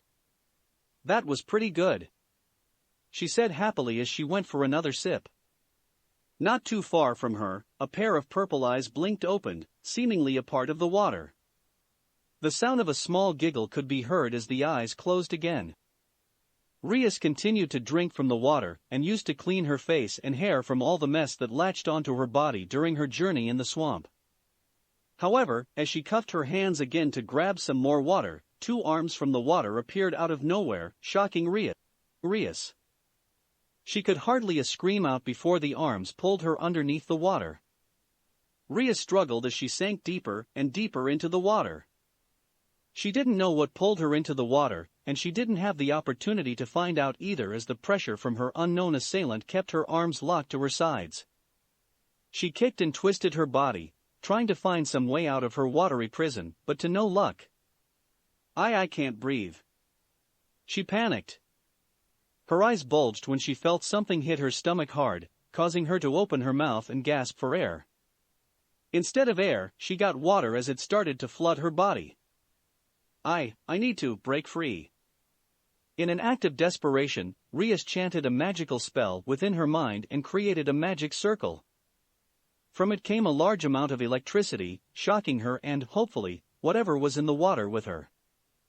While she was hurt from the surge of electricity surging her body, whatever had a hold on her was now gone.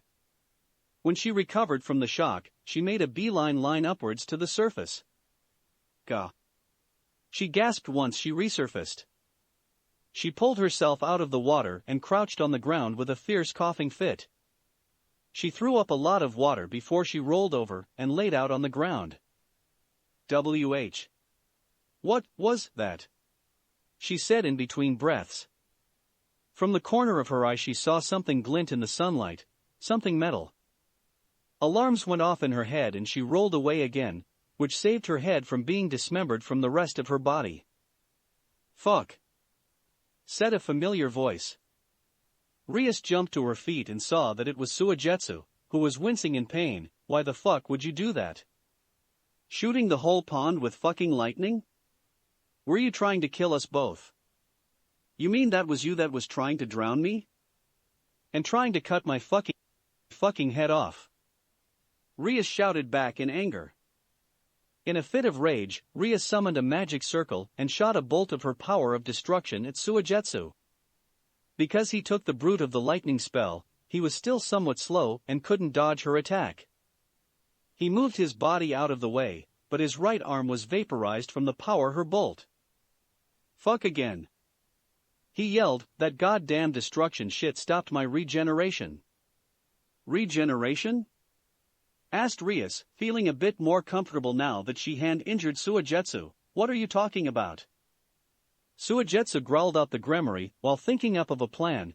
Since she has that power of destruction, I can't just take hits from that without major consequences, unlike any other type of spell or physical attack. Her power of destruction literally destroyed all of the water in my arm, meaning that if she were to hit a vital spot, it could mean big trouble. The fish-like boy stepped his right foot into the pond. The water slowly traveled up his body, and to the stump that was once his arm. Rias watched in amazement as the water slowly transformed itself an arm. Suigetsu grunted as he picked up his sword and pointed it at Rias. You'll be a problem if I let you stay.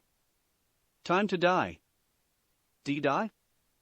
Sputtered Rias, taking a step back.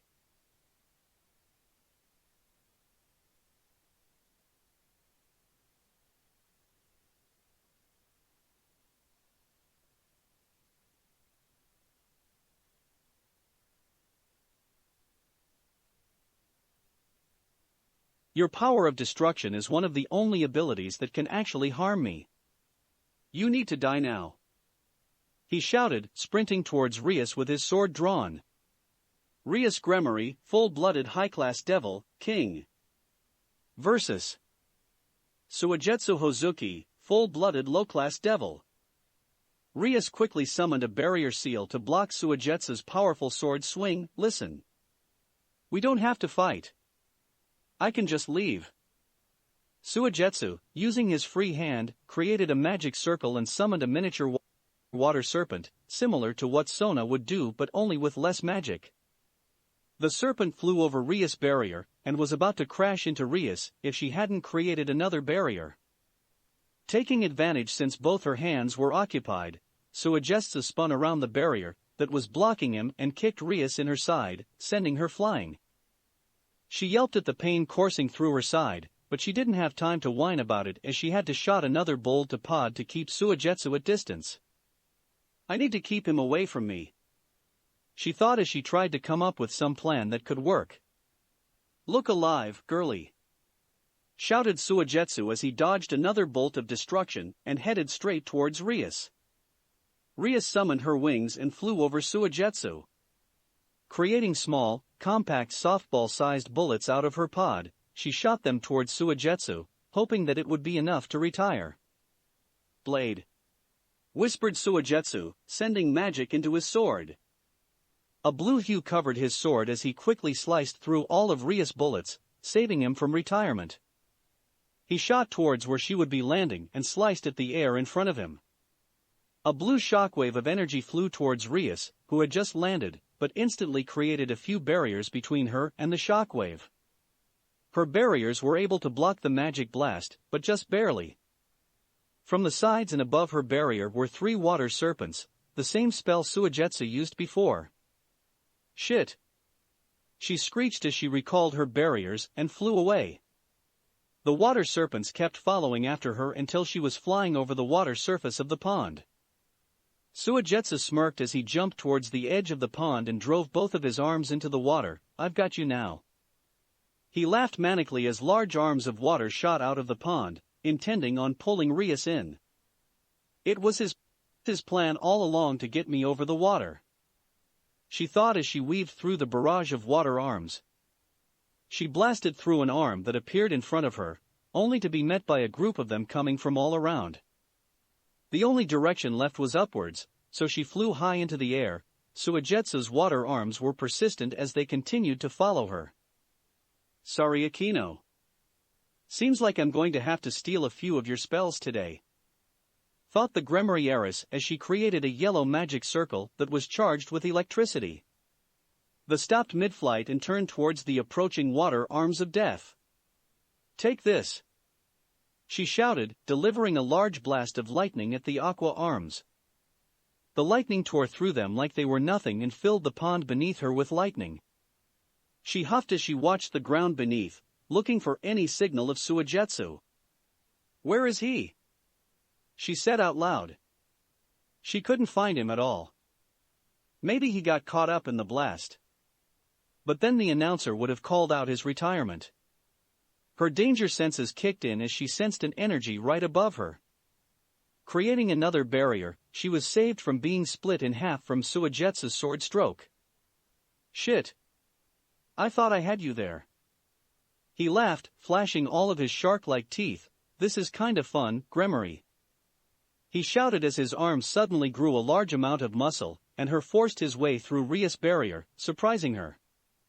She had to move out of the way if she wanted to be cut in half, but Suigetsu's sword did slice through some of the flesh of her thigh, causing her to cringe as she flew away. Where you think you're going? He yelled as he followed her. Rias shot an assault of her personalized bullets of destruction at Suigetsu, but his sword sliced them like they were pebbles. Boost his speed, he outspeed Rias sliced her side open, causing her to scream out. There's no room for little princesses like you in this tournament, he shouted as he pointed his finger at Rias. By the way he had his fingers, it looked like he was interpreting a gun. See ya. He shouted as a magic circle appeared over middle and index finger. A blue ball of magic shot down towards Rias, enveloping her. Suigetsu sighed as he recalled some of his muscle.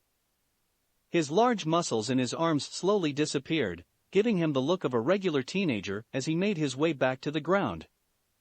He walked over to the crater where Rias' body should have impacted the ground. Seems like she isn't gone yet since there hasn't been an announcement of her retirement, he said as he popped his neck. I would have thought she would last longer than this. She is the heiress of the Gremory clan after all. Ha! He said with a laugh as he checked the inside of the small crater. Sure enough, Rias was at the bottom of the crater. Her clothes were cut up in a few places, and she looked like she took some from the fall, but she generally looked alright. Suigetsu clicked his tongue in anger. You must have created another one of those barriers to save you from the brute of the attack.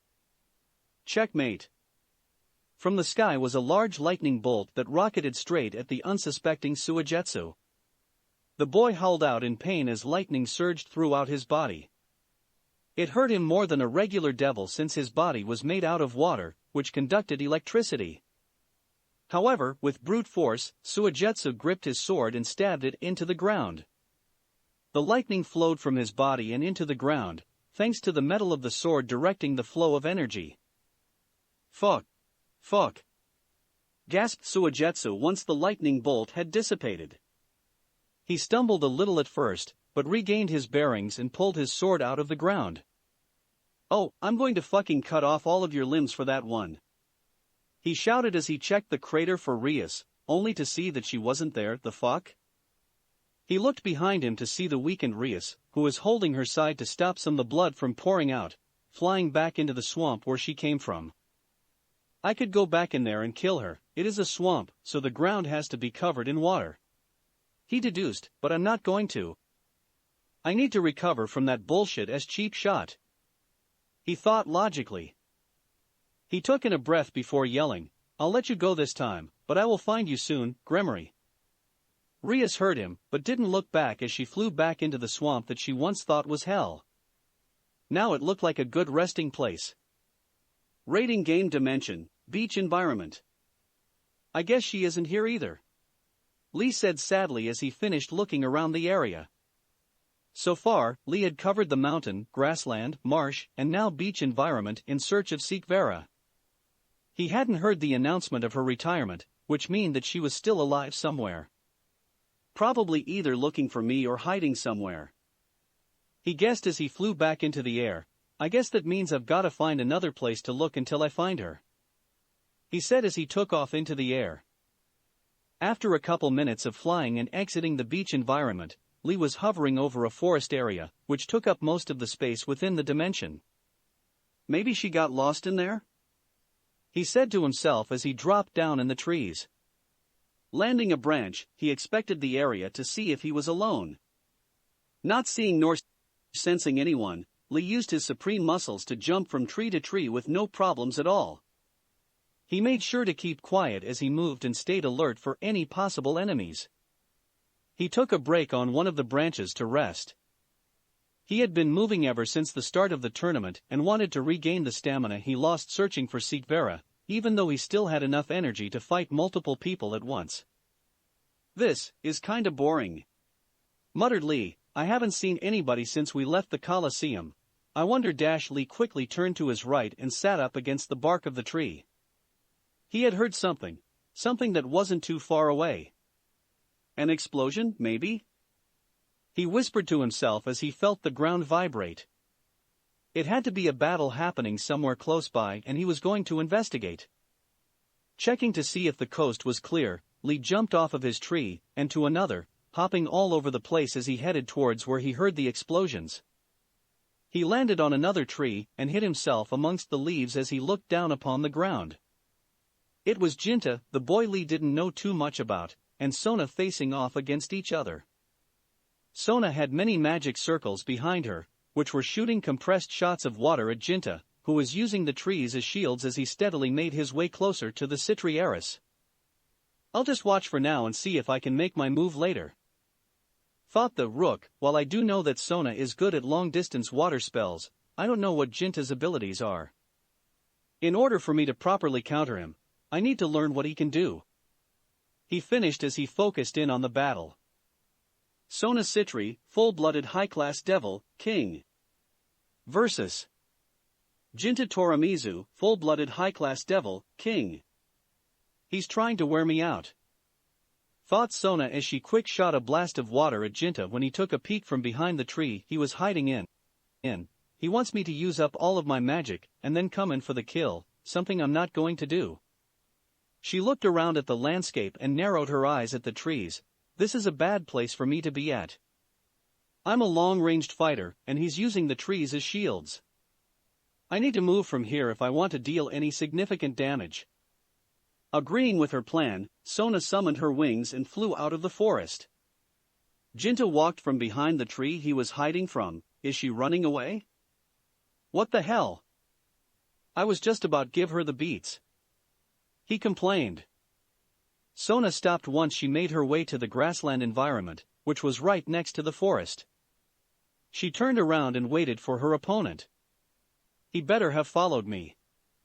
It was in my plan to cause at least a retirement a day, so that I could add a decent amount of points for my performance, she said. However, Jinta wasn't coming from out of the forestry, frustrating Sona. Damn it, he probably took the opportunity to run away.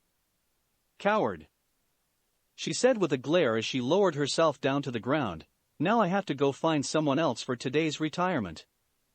Sona's head snapped up when she heard what sounded like a chain rattling. A flying object came from out of the tree line and was headed straight towards Sona. She quickly jumped out of the way of the object and analyzed it the moment she had a clear view of it.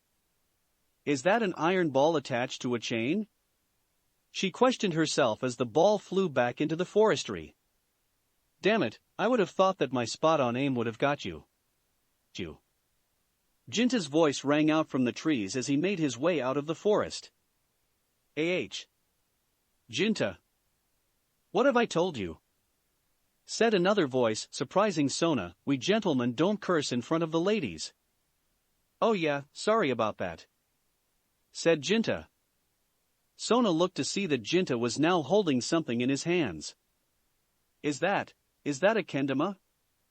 And did it just talk? She said as she prepared for another fight. I guess my weapon has caught your attention. Smirked Jinta as he held up his weapon, presenting to you the best sacred gear in the world, Arm Babo. The weapon Jinta was holding up was a giant metal kendama.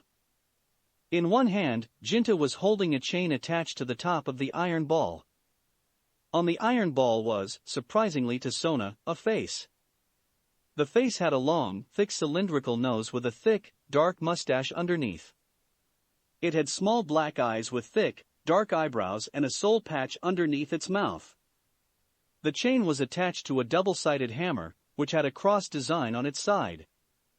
The handle was longer than most hammers, and a sharp point was protruding from the top of it. A sacred gear? That's impossible. You're a full-blooded devil. You shouldn't have a sacred gear. She said. Just know that I'm special. He smirked as stopped not too far from Sona. And we're gonna beat the snot out of ya. Shouted Babo. Let's go. Shouted Jinta as he charged towards Sona. Sona summoned a large magic circle in front of her, and a barrage of water needles poised to kill shot towards Jinta. Creating a barrier to protect himself, Jinta continued his streak towards Sona. You won't get close enough to hit me, she said, morphing her seal into another one. Wolves made out of water shot out of the seal and headed towards the approaching Jinta with the mission to kill.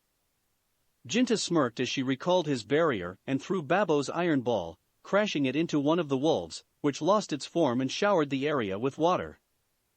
Gripping the hammer part of Babo, Jinta used it to slam to the first wolf that finally made its way to him. Grabbing Babo's chain, Jinta dodged the next wolf's attempt to tackle Jinta and wrapped the chain around its body. While stabbing another wolf in its head with the point on top Babo's hammer, Jinta pulled the slack from the chain, which trapped the wolf that was wrapped in it. The pressure exerted on Aqua Wolf because of the tightness was enough to cause the wolf to implode. Babo! Shouted Jinta. Got it! The gear shouted as he retracted itself back to Jinta, the long chain magically becoming shorter again as Jinta grabbed the chain and used Babo's head as a battering ram, swinging the chain in all directions and hitting all the wolves with the iron ball whenever they jumped at him. Jinta jumped in the air once all the wolves were destroyed and was headed straight for Sona with Babo's hammer pulled back.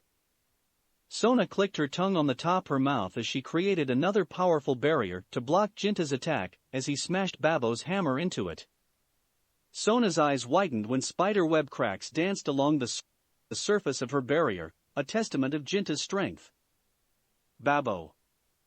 Version 1A. Commanded Jinta as he landed on the ground. In a quick display of magic, Babo transformed into a gauntlet over Jinta's left hand with a metal ball at the end. His sacred gear changed forms? Thought Sona in shock as she watched Jinta uppercut her barrier with his gauntlet-enhanced hand. The strength of the blow easily broke through Sona's weakened barrier, with the extra force pushing Sona off of her feet and on the ground. Sona roughly slid against the ground as she held back a pain-filled scream. She ignored the pain rushing through her side as she created a swarm of water hawks. They rocketed towards Jinta, flying low to ground as they surrounded Jinta. Version 1B. Shouted Jinta. The base of the gauntlet remained the same, but the metal ball at the end of Jinta's hand was replaced with a long dagger. Come! Shouted Jinta as the hawks all shouted as locked in on their target. Dodging one hawk's attempt at a dive bomb, he rolled on the ground and blocked another hawk, whose wings were as sharp as steel. Jinta dived underneath the bird and stabbed it in its stomach, the hawk's weak point, causing it to drop down onto the ground as a regular puddle of water. Not losing focus, Jinta back flipped over a hawk that tried to attack his back, and cut through the hawk's body like it was nothing. Landing back on his feet, he ran towards a group of hawks that were all charging towards him with their sharpened wings gleaming from the sunlight beaming down upon them. Sona, who was watching Jinta battle with her creations, created another magic circle in her hands. A massive amount of water collected together in front of her magic circle before a massive water serpent burst forward, its huge jaw wide open as it prepared to consume its prey.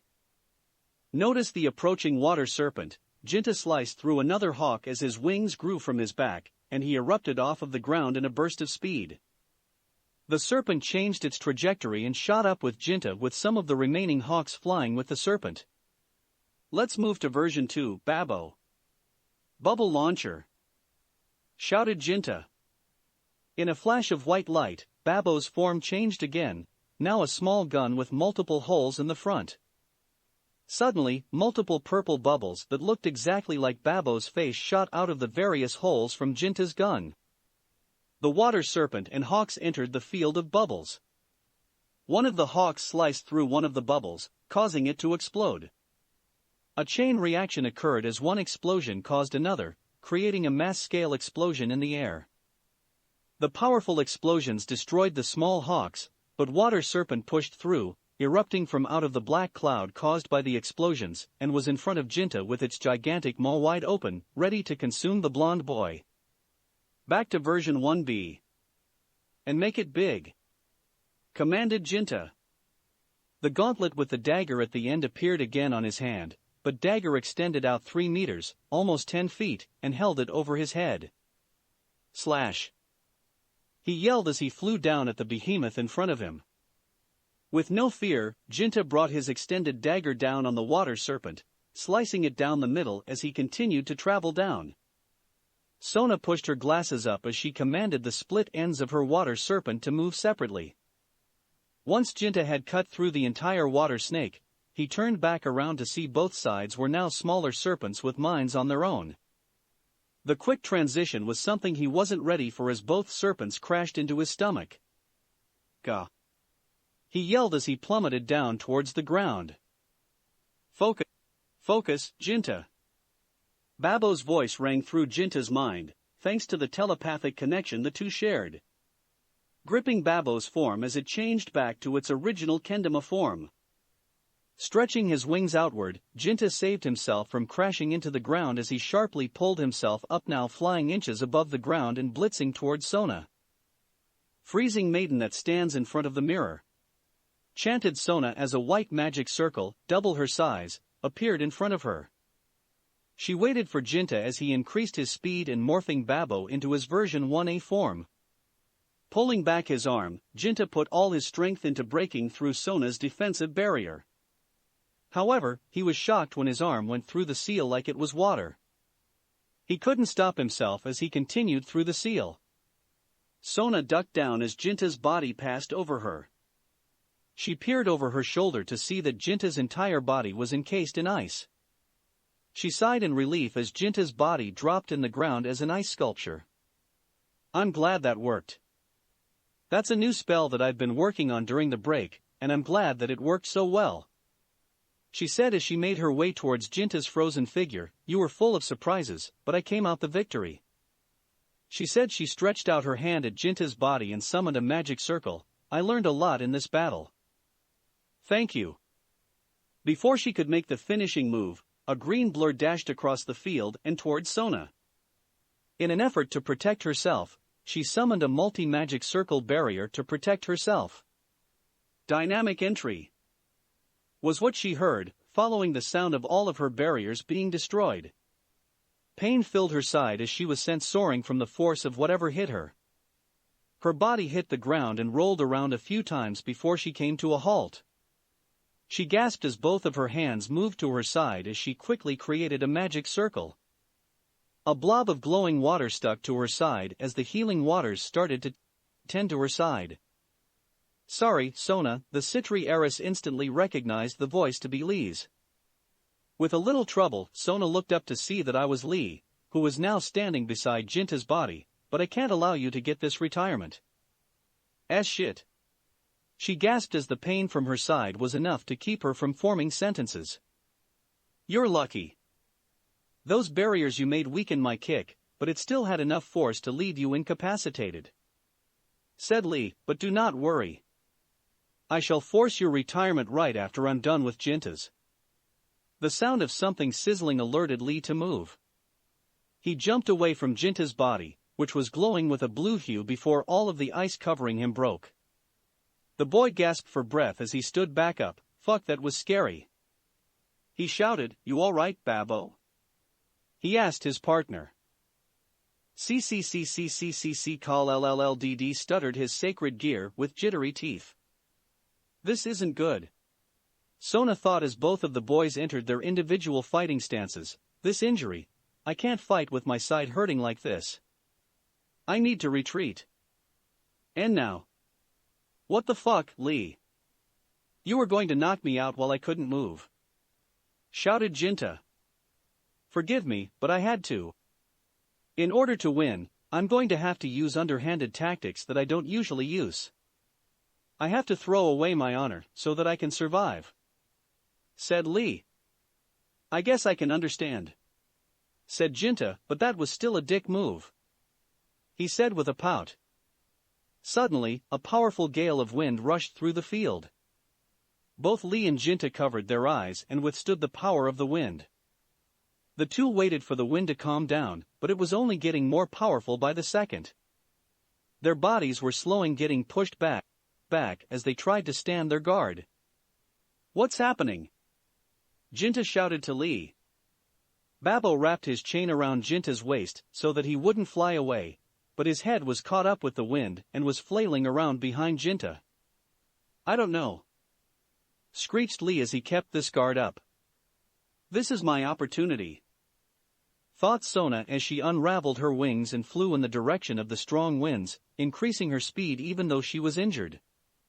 Gotcha, bitches! Shouted the familiar voice of Zephyrdor as he landed on the ground, recalling his wings.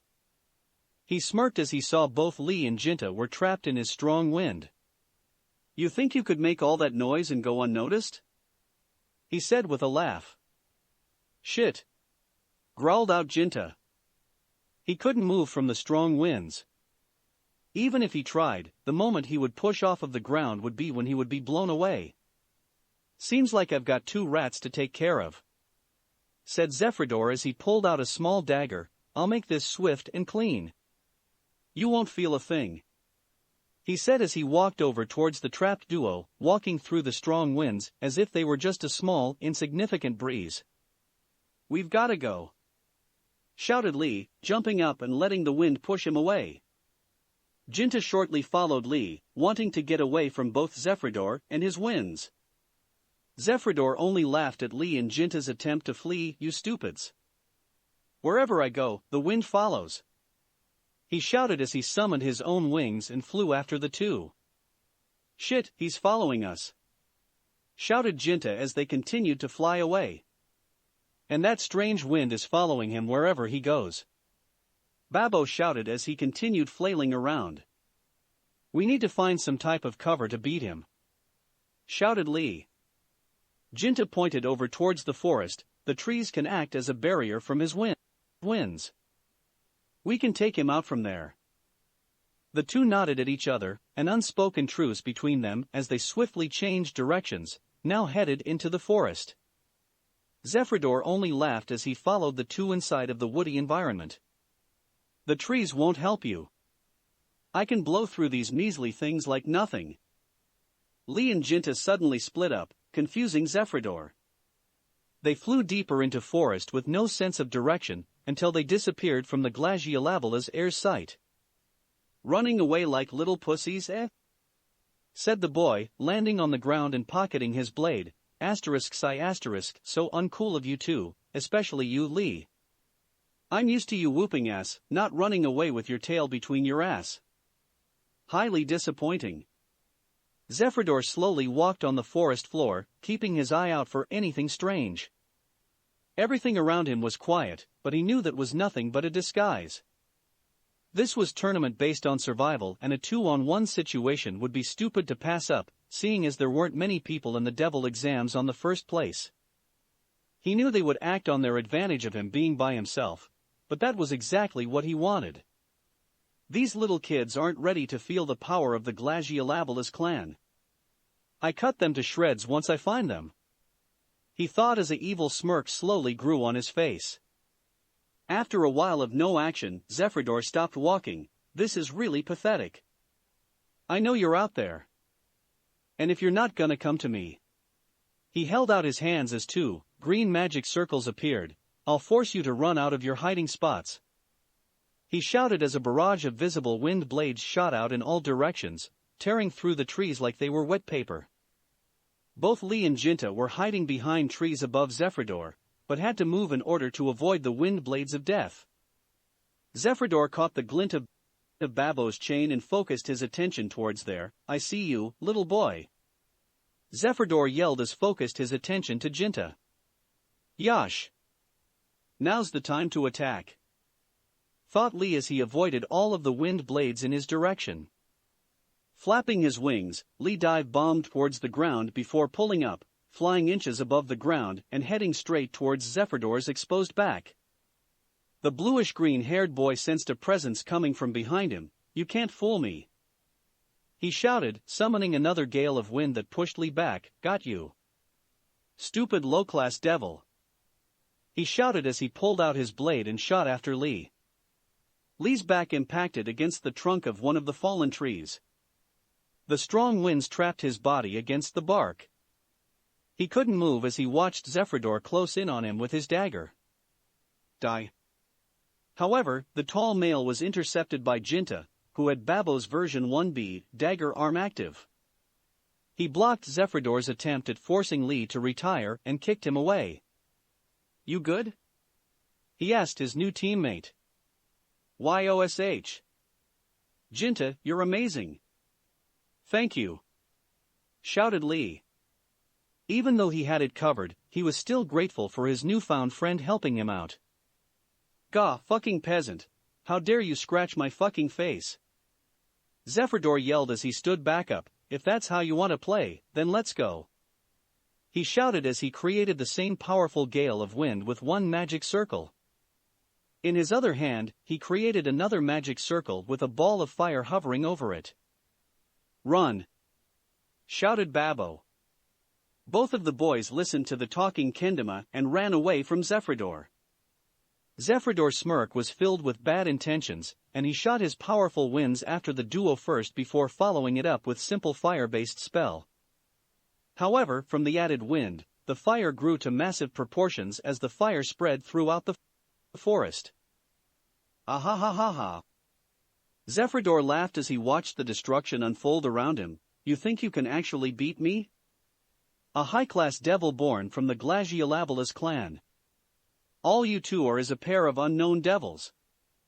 A boy born in a family of scientists and a reincarnated devil. Ha-ha-ha-ha. Jinta and Lee were finally a safe distance away from Zephyrdor, but if they were to try and attack him, he would easily blow them away again, or he could kill him with the combination of his wind and fire spells. Damn it, Lee. What are we going to do? I didn't want to show off everything this early into the tournament, but if we can't figure out a plan to defeat him, it seems like that's my only option if I want to get out of here alive. Lee growled in rage, something he wasn't known for. He was actually starting to get angry. And it wasn't because he hasn't defeated their foe yet, but because of the nonsense Zephyrdor was shouting. While he was a reincarnated devil, that didn't automatically make him weak. He had trained for situations like this ever since his master had saved him almost 3 years ago from a life he didn't want to live.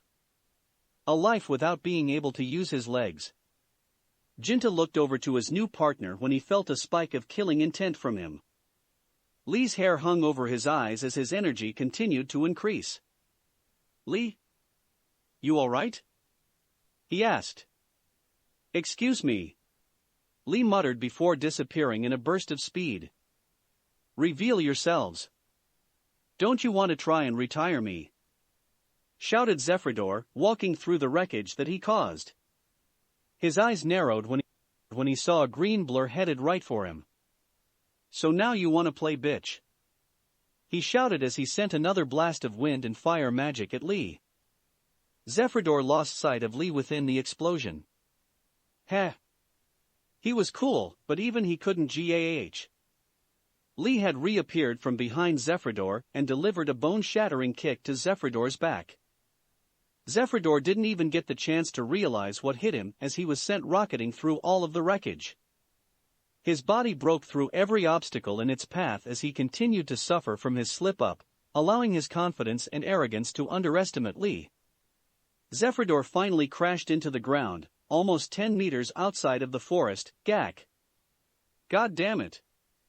He yelled out in pain as his body skidded to a stop. He groaned out in pain as he, surprisingly, stood back up, a testament to his durability and resilience. You fucking piece of shit. How dare you, how fucking dare you? Lee walked out of the forest with a scowl. Shut up! He growled. Did you just tell me to shut up? Shouted Zephyrdor with a river of blood pouring out of his mouth. He ripped his jacket and shirt off, revealing his chiseled chest. That's it. I don't fucking care about this damn tournament anymore. He shouted as he ran up to Lee, who was standing still, like he wasn't worried about his approaching doom. Die. Landing not too far away from Lee, Zephyrdor created a barrier around him before surrounding himself with both green and orange magic seals. You can't dodge this from this range. It's over. Gate of opening. Whispered Lee before the explosion consumed him. The explosion ripped through the earth and the nearby forest, leaving nothing untouched. The trees looked like dwarves compared to the size of the explosion as it burnt through the surrounding area. Jinta, who was a decent distance away from Zephyrdor and Lee, had to summon his wings and fly away as quick as possible because of the growing ball of fire that was quickly spreading with no sign of stopping. What in hell is this?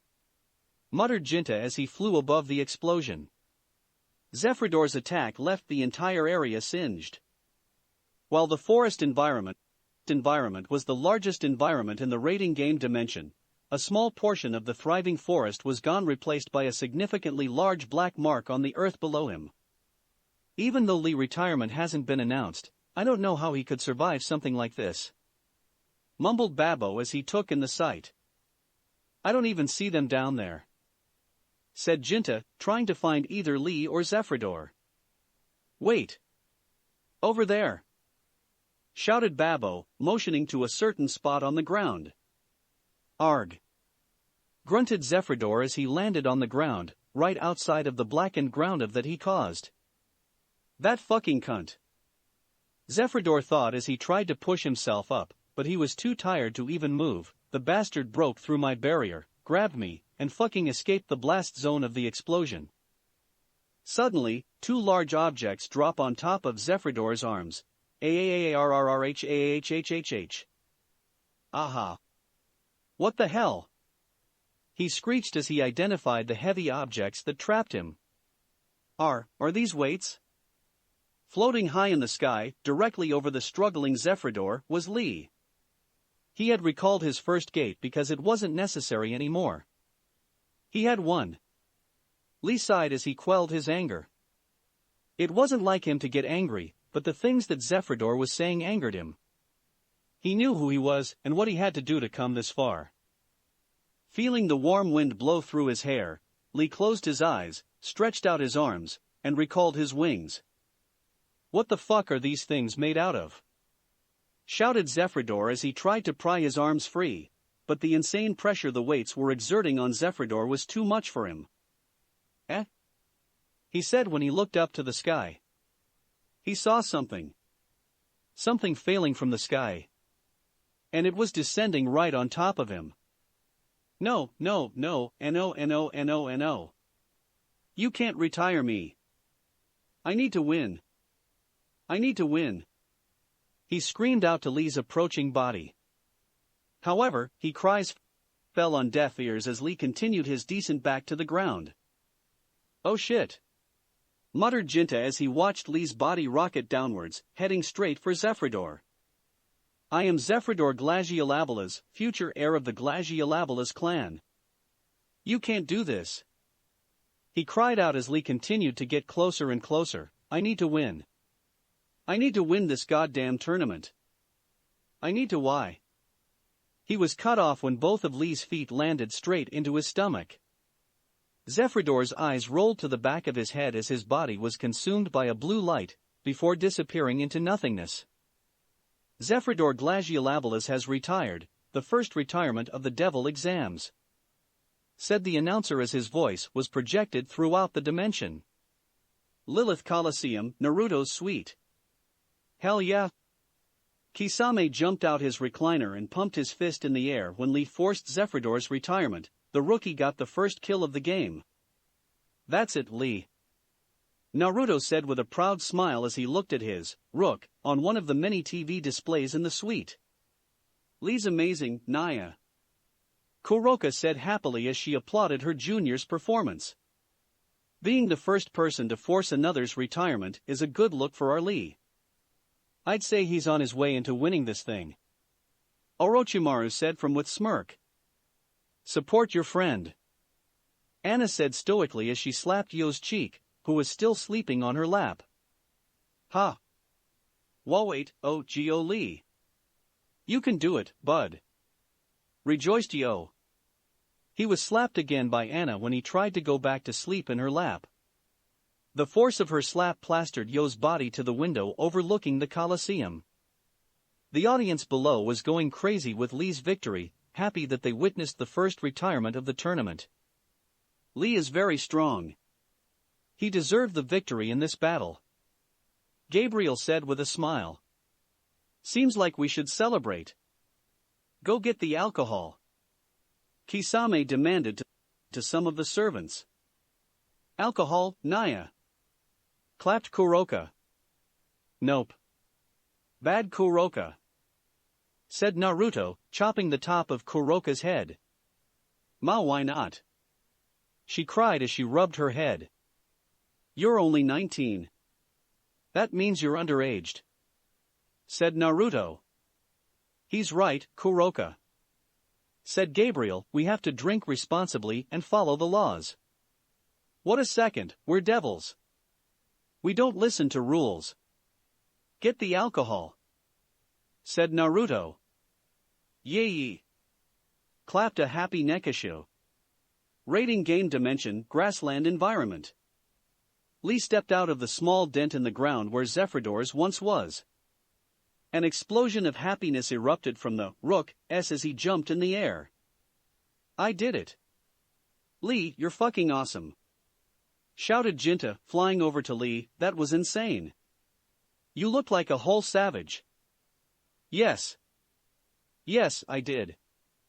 Savage Rock Lee takes care of everything, Lee said, flashing his pearly whites and posing with a thumbs up. Why didn't you do that earlier though? Asked Jinta. That would have saved us a lot of time and energy. Oh, I didn't really want to use my 8 gates causes they do take up a lot of stamina, even though I've trained enough to handle the strain. I just wanted to use it when I was in a situation that called for it, said Lee as he lowered himself back to the ground with Jinta and Babbo following.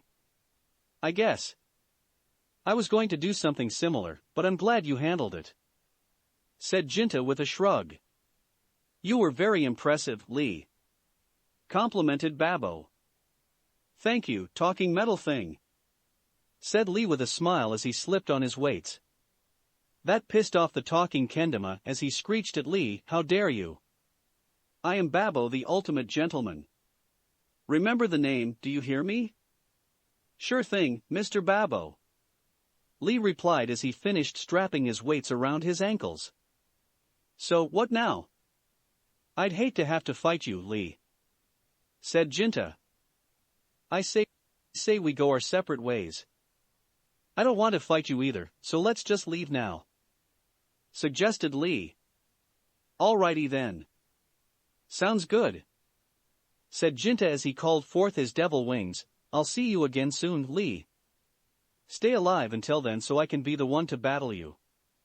And I'll win, he said with determination. Ha ha. I'll see you then. And as my friend Kisame would say, in your fucking dreams, you fucking piece of shit. So long, Lee said with a wave as he flew off, leaving a highly confused Jinta and Babbo. Lilith Coliseum, Naruto's suite. He, chuckled Kisame, I'm teaching the boy right. Time skip, nighttime. Rating game dimension, swamp environment. Ria sighed as she finished healing herself.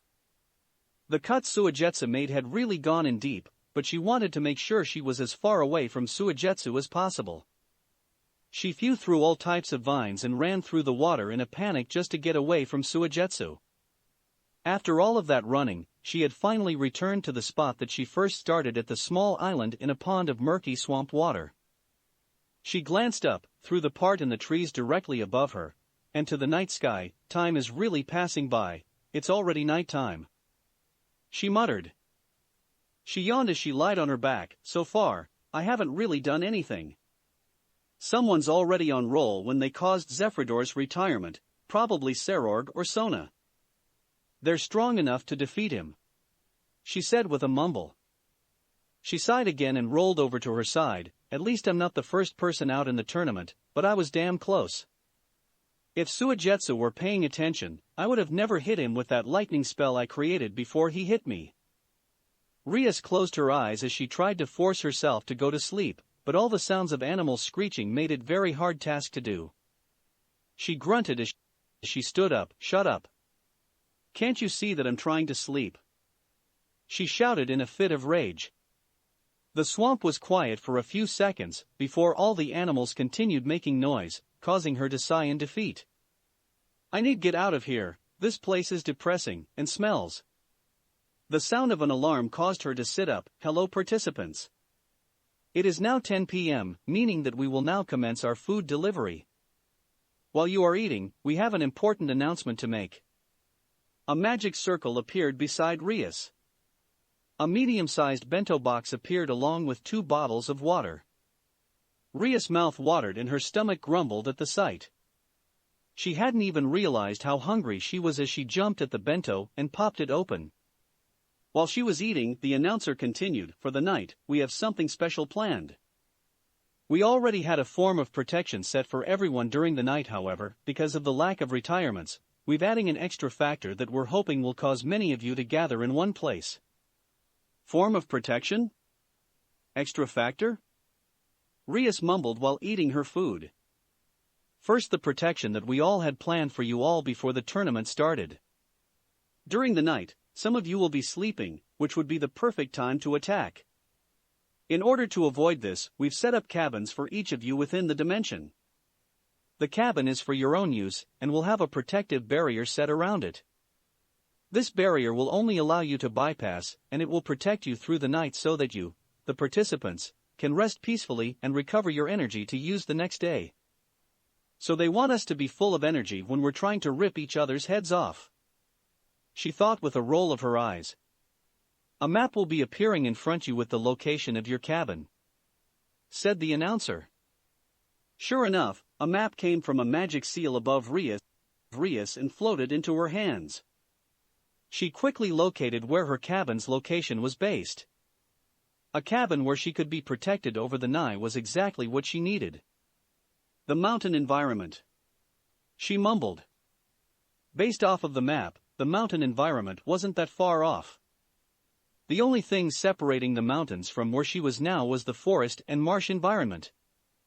If you have taken the time to find your cabin, I shall now explain the extra factor that we've just created to increase the fighting, said the announcer, catching Rias' attention. Since you are all alone, you don't have anyone to heal you. Also, none of the participants were allowed to bring any healing items with you. However, we have a way for everyone to receive 1 Phoenix Tear if you follow our instructions. A Phoenix Tear, shouted Rias in shock. A Phoenix Tear would help her immensely. Because of her battle with Suigetsu, and that she had to heal her own injuries, her magical reserves were cut in half. While she would recover it over the night, she knew that if she were to continue this tournament, she was going to need that Phoenix Tear so she could be at maximum power in an instant. In order for you to receive a Phoenix Tear, you must first make it to your cabin. Passing through the barrier will register that you've made it to your cabin.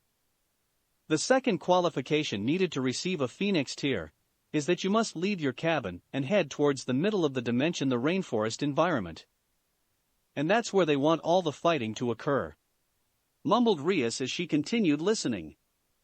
If you make it to the rainforest environment, your Phoenix tier will be sitting on a pedestal with the same protective barrier as your cabin. This means that nobody else can steal your Phoenix tier.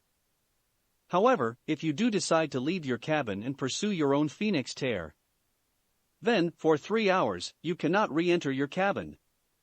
You must fend for yourself in the night until your time limit expires. When it does, you may re-enter your cabin's protective barrier until morning. Shit, said Rias, gripping her fist together. She needed that Phoenix tier. It would increase her chances of survival for sure. But the terms to get it. She muttered. There is one more thing.